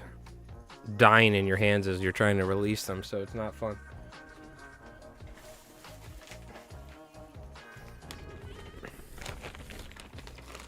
That's why sometimes you can give the fish a little bit of time before you let them go. You can revive them slightly, but I also don't like handling fish too much, so it's rough. Sometimes you have to, like the fish is literally like not even moving. You're like, oh no. That's why I'm really trying to handle fish less. I don't try and take them out of the water, things like that, you know. So I want to use some nice 3D eyes. I don't really have any nice large ones. They're all like fairly small, but we'll go ahead and use, even though they're not super big, I think this will be all right. I have holographic eyes, but I don't like these holographic eyes. They aren't 3D eyes, right? Oh, I got predator eyes as well. What do you think? I'll leave it up to you guys. We got some 3D eyes, but they're kind of smaller, right? Because I have some other ones, but I need to use them for this fly order. So I do have some 3D eyes. These are holographic eyes. They're larger. They're not as defined, right? Now, we are going to actually put some liquid fusion on the head as well. We are going that far. So even though they're not as nice as 3D eyes, they're still pretty good, and they're larger. Or we have the predator eyes. Now, these don't look like traditional bait fish per se, but these are really popular for like the GT flies and stuff we use.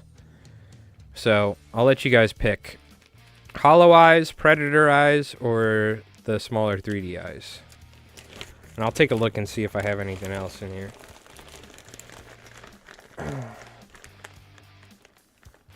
It has like 20-pound rainbows in Idaho. That has the 20-pound rainbows. Oh, wow. Yeah, well, unfortunately, I got a pretty screwed up back, so I'm counting clams half the time. If I could, I'd be doing it myself, because it's awesome. I do enjoy it. I was bull raking, scratch raking, having a lot of fun with it. And it is pretty good money. But you also, luckily with the hard clamming that I do during the summer, we don't go all day. And we're done relatively quick. So I can, because, you know, this sort of stuff takes a lot of time. Oh, I also have some larger eyes. Tying flies commercially and privately, and then the YouTube videos and all that, it takes, you know, it's a lot of time throughout the week, so. Especially just the editing and filming of YouTube and all that stuff, but.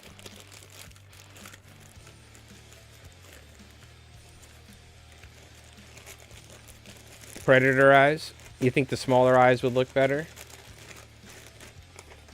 Prism. It allows me to stream on multiple platforms at the same time. Yeah, and you're paying for you're not paying any money. I think I tried Prism, or somebody started using Prism when it came out years ago, and then somebody else told me like, oh, I had issues with it. But I use Streamlabs, don't like it, right? And I'm using Stream Elements at the moment. I'm using a custom RTMP via my Restream. So I need to see if I can use it via Restream. But no, I know what Prism is. Yeah, I'm familiar with the streaming service. I'll have to check it out though, because I know some people that were using it.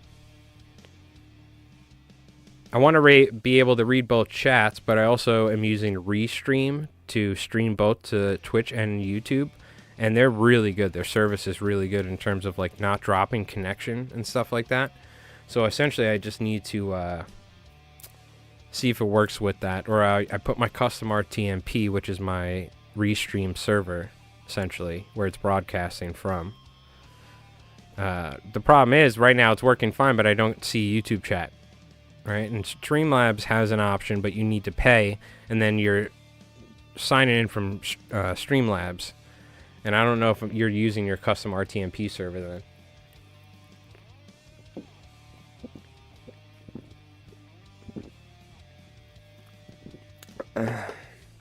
Yeah, you got to be careful. I know some people they get like one of the guys I was working for, he's been doing this forever, and last season he was getting like rashes from touching shiners or silver sides. But I'm fine. I wear gloves a lot of times working with clams because there's One of the reasons why you have to keep clams refrigerated a lot of times is because of what's the name of the disease or whatever it's called. There's some sort of bacteria, and someone died last year on the island from out west, a clammer, from probably having a cut on his hand and then touching a clam. I forgot the name of it. It's the reason why you can't harvest clams in certain areas. So I got different sizes here. So yeah, you got to be careful. But hey, you know, you go rabbit hunting, you cut a rabbit open, you breathe some of its hair in, you might die. You might get some sort of pneumonia. I was out hunting and I was reading about it. It's with certain varmin or smaller game that they have some sort of pneumonia or something. I forgot what it was called. But you get a little bit of rabbit hair, breathe it in, goes into your lungs, and yeah, there you go, you can die. And they're like, yeah, it's actually like, you know, starting to be a little bit more common in a lot of rabbits and squirrels in North America. I'm like, oh wow, that's cool. Wisteria, maybe that's what it was. Something. And I was just reading and I was like, oh god. You can also get a tick bites you, and the next thing you know, you can't eat red meat anymore. You know what I mean? Probably all the stuff I'm working with right now and just all this material is giving us microplastics that we're getting into our bloodstream. So, yeah, everything's fun.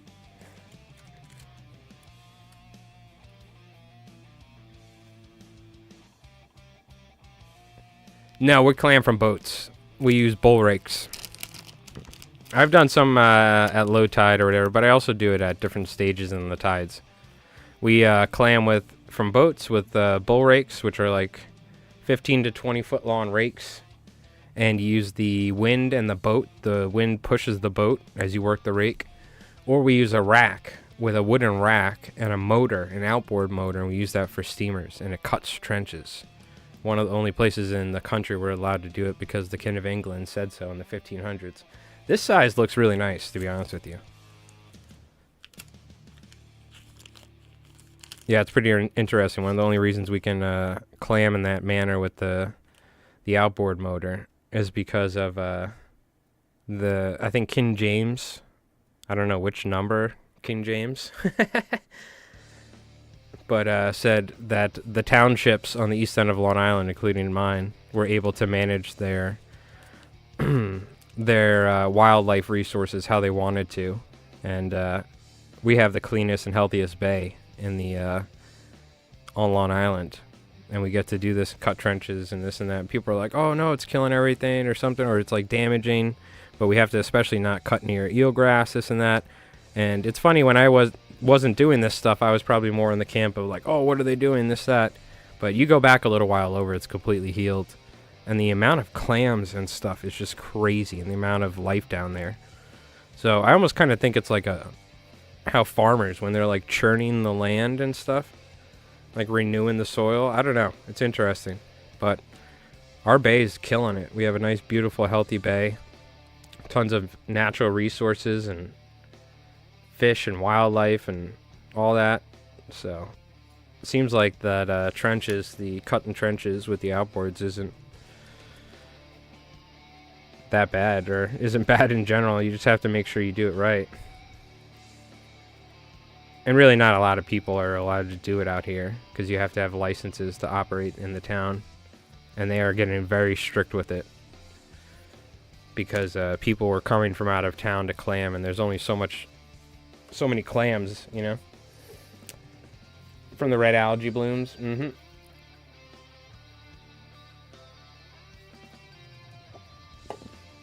Rabbit fever. Yeah, you got the good old rabbit fever.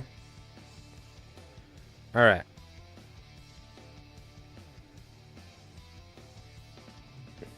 Well, no, you're just using Stream. Restream gives you a custom RTMP, so you can stream both to. You put that into OBS. You can stream both to Twitch and YouTube at the same time. And the good thing is you're not streaming on two different platforms at the same time. You're streaming to one thing that's rebroadcasting to two different platforms, so you have less of a load on your internet capabilities as well. Same thing with a phone that I'm doing, using Restream's custom RTMP and putting that in my app, whatever software I'm using on my app.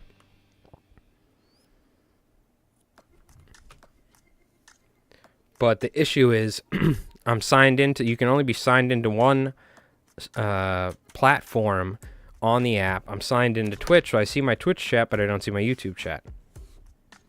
If I sign into YouTube, I won't see my Twitch chat. But I still need to make sure that I'm streaming via, or broadcasting via the Restream custom RTMP server, because it has such good quality. It's free. I could upgrade it to 1080p, but I mean, I'm not really streaming above 720 generally anyway, because my bitrate is limited in my area. I just don't have good service or good internet a lot of times because Optimum sucks. But what do you call it? What was I gonna say? Yeah, Restream works great. The thing is, it's very stable. I don't drop frames a lot. When I was streaming on Twitch, I used to drop frames all the time. And that's me broadcasting from my house. Right now, I'm sending my stream to Restream, essentially, which is a service. And they're rebroadcasting it from their servers to 2 platforms. So I know, like, my service is not good enough to be able to stream to 2 platforms at once, because I tried it. There's a way you can do it via OBS and not use a third party, because the less third party stuff you have to use, the better in general. But it turns out Restream has a very good service in general. Like, they have a good service they offer. So, and it's free. If I wanted to, I could bump it up to 1080p and stream to both and pay like a certain amount. But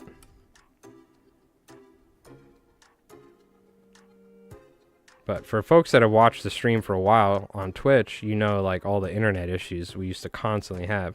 And sometimes it happens. It's always, you're never going to not have internet issues. Welcome to the internet. But it's been so much better using Restream. Right? I feel like it was almost every stream we'd be like dropping frames and this and that. King James. Book on demonology. I don't try. It's a Lone Star tick, yep. Look, I don't know which King James it was, alright? All I know is I think it was a King James, I believe. Maybe it wasn't even. Maybe it was a Charles.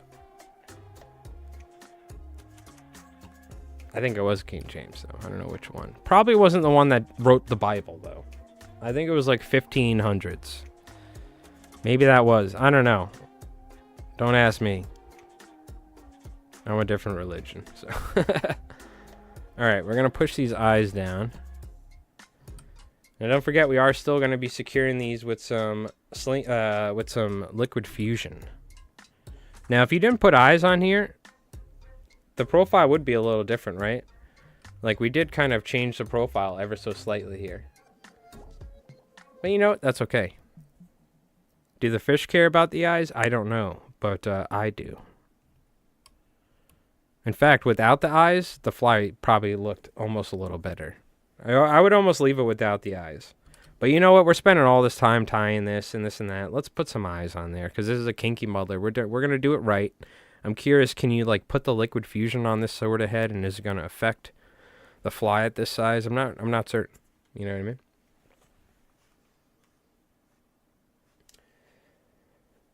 what I mean? Make a video about how to do it. Oh, what, the clamming like that? No. The thing you realize, I'm not the one that's like, it's not my boat, not my clam and stuff. And if you know anything about commercial fishermen, they don't like talking or showing off any of this stuff. They're very secretive because they don't want people to know how to do it and come and do it. But I've learned to separate commercial clamming and fishing from the world of content creation, personally.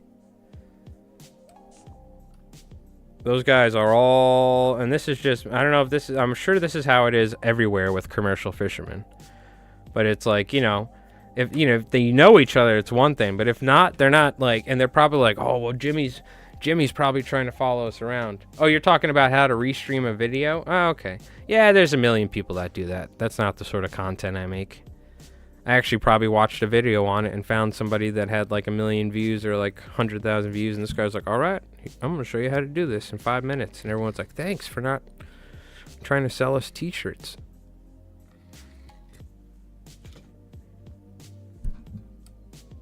Some guy's like, all right, I'm going to show you how to put a VHS tape in a VHS player. 35 minutes later. All right, here you go. You just put it in and the video ends. Damn you. You've wasted my time.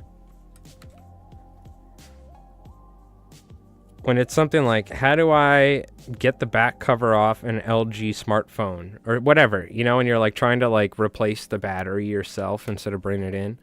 And then some guy's like, all right, cool. Hey, first like, subscribe, and hey, make sure to do this. And then first off, check out my Instagram where I got a dog and you know, you can watch this. And it's like 15 minutes later, especially with these, like, you know, people are just like, skip, skip, skip.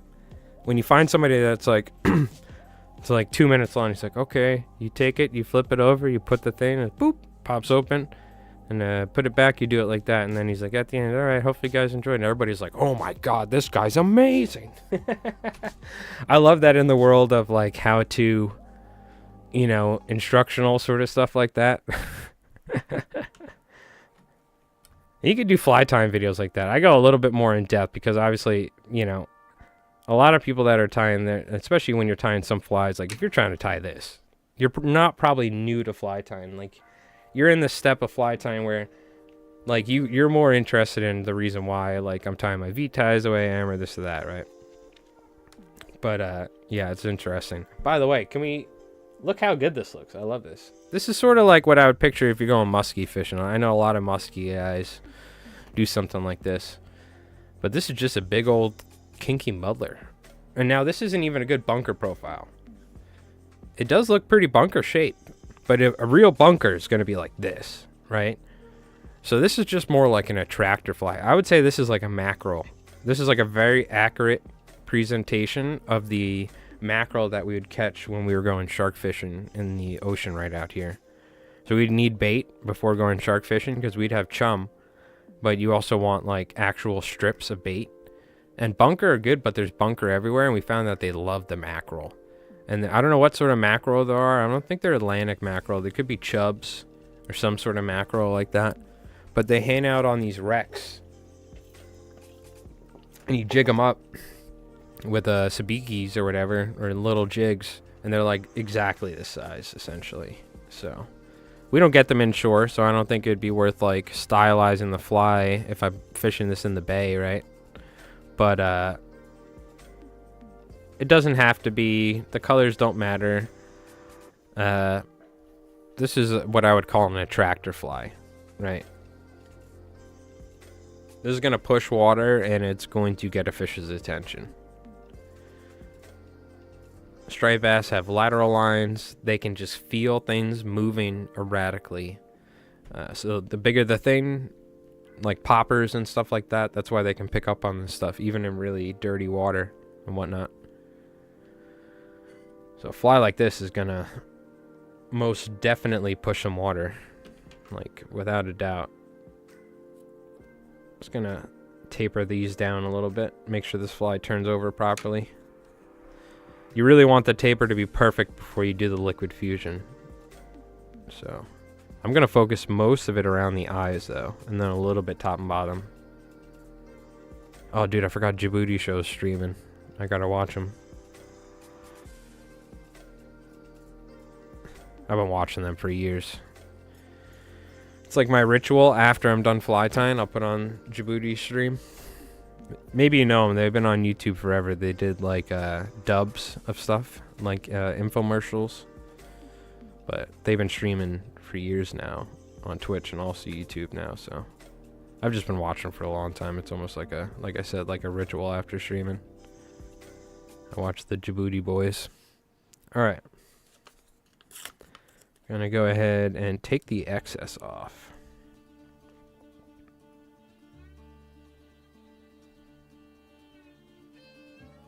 Now I'm gonna work all around the eyes. And I like going all the way behind the eyes. It's really important. I'm not going to worry about top and bottom for now. I am just going to kind of clean it up.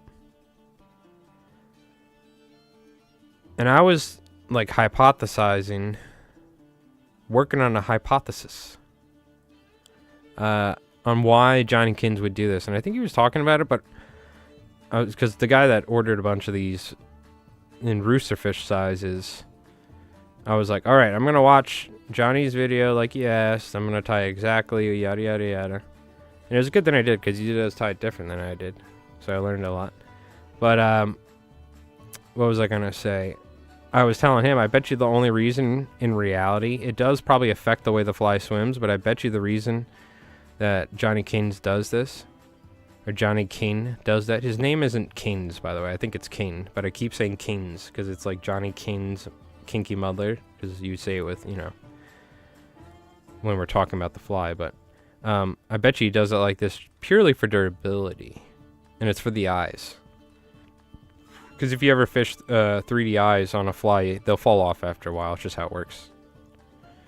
No matter what, they will fall off. And now when you completely coat them in a glue, it is going to increase the durability like tenfold on the 3D eyes.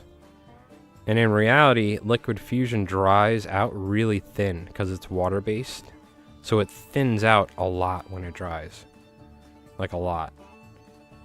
So you're not going to have a very intrusive amount of glue on the front of the head to completely ruin it. You know what I mean? So that's interesting. So I'm going to do that here, and we can trim it afterwards. You can see there's a little unevenness right there that it's bugging me, but we'll trim that after. And by after, I mean off stream, because this is going to take a while to dry. So I'll hang this up, let it dry. I'm just going to spread this around, and you just let it kind of evenly work itself around as well. And just make sure you don't have too much on those eyes.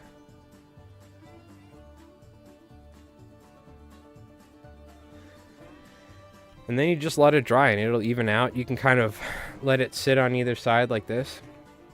Their Sticky Buddy dub was one of my favorite. Oh, the Sticky Buddy dub. Yeah. And I don't even know if I watched their dubs back in the day, because this was the early days of YouTube. So I think, honestly, I think I wouldn't be surprised if, like, I mean, maybe I did, you know what I mean? And I just didn't realize. But I don't remember it. So I very well could have learned about Djibouti show from Twitch years later. But I went back and watched all their stuff. But, I mean, honestly, it's their personalities, but it's their, like, Justin, as well as Pops and Louie. But Justin's, he's like a voice actor almost, like that level of quality. So iPhone 3 days. Oh, this was like, yeah, no, I think this was back in like when I was in high school, because I'm about the same age. I think they might even be younger than me for all I know, those guys. I'm getting old nowadays, but yeah, check out Djibouti Show on Twitch or YouTube. They're hilarious. They're one of the only streams that I watch regularly. It is gaming and stuff like that, but it's also their you know, personalities and whatnot. They're just some extremely entertaining. So, but we're gonna let this dry. This is looking good. Let's get a close up here, Jerry.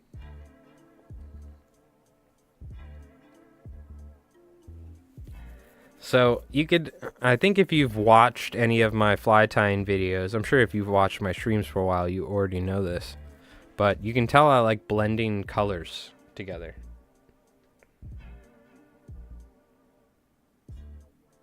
You can see how just by like mixing 3 or 4 different colors together, like the fly, in my opinion, looks so much more realistic. Because if you ever look at like a fish, one thing out of the water, they look completely different than in the water. But when the light reflects off of the side of a fish, even though this doesn't, you know, necessarily have the exact colors of a particular sort of fish, when you look at the way that light, like I guess you could say, refracts off of a fish in the water, you get all sorts of colors. So it's nice blending stuff, you know what I mean? And not just having like, and there's nothing wrong. I would say probably the most effective way to tie this fly is in all white. You know what I mean? In reality. So if you want to just catch fish, probably just tie in all white. You don't even need to worry about the color blending. This is almost more for us than it is the fish. That's a whole nother topic. We've covered it, colors, and I think if you're in clear water, I think colors could play a pretty important role. But I think if you're standing on the jetty and you're fishing next to somebody, I don't know if you using yellow and him using chartreuse is gonna make a difference, you know. Maybe if you're using black and he's using white, but or something. Tie shiner next? Yeah, well, we've got the Kinky Muddler tutorial for the Killie, and essentially I would just trim the profile down. Imagine this fly, but about 3 or 4 inches. Very similar, but I would trim it down much more. It'd be much more subdued. And we'll have to save that for maybe next week, because really right now the main bait is shiners with the amount of shiners around. So that being said, we've been, let's see, streaming for 2.5 hours, and which isn't the longest, but that means I do need to work on some flies, and tomorrow or tonight I got to start planning what the next YouTube video is going to be. So but yeah, check out the Kinky Muddler video we have. You can always just slim down the taper, but we'll do that on the next stream. So more than likely next Friday. I don't know, we might stream before then, but remind me while we're streaming. I'm really having fun tying these Kinky Muddlers, and I've never tied one at this size. So what I'm gonna do, though, I promise, I'm gonna make a video on weighted flies. Well, we've done that, but I'm gonna make a video on how, I guess, specifically keels and adding wire or weight somewhere to the hook can affect the way that flies swim. And I feel like we should really like film this fly really well. And this would be a good fly to film on like a lake or somewhere where I can stand in a canoe, or I want to go somewhere where there's like the bridge or like a bulkhead, and I'll have someone fish the fly and I'll be high up and I'll use my really nice camera, and I want to see how this fly reacts, right? So I'll probably go fish this soon just to see how it fishes. I want to fish it myself anyway. It's a little big, but God, it looks nice. So I'll have to save this for the summertime, maybe when we go out.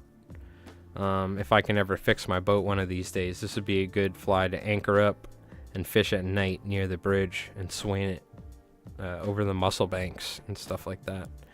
It's a good way to get a big striper inshore on a fly potentially. But all right, there we go. We got ourselves a nice big old Kinky Muddler. I hope you folks enjoyed it. What do you call it? Check out the new fly fishing for striped bass episode number 3, discussing various weighted flies you can use for striped bass fishing.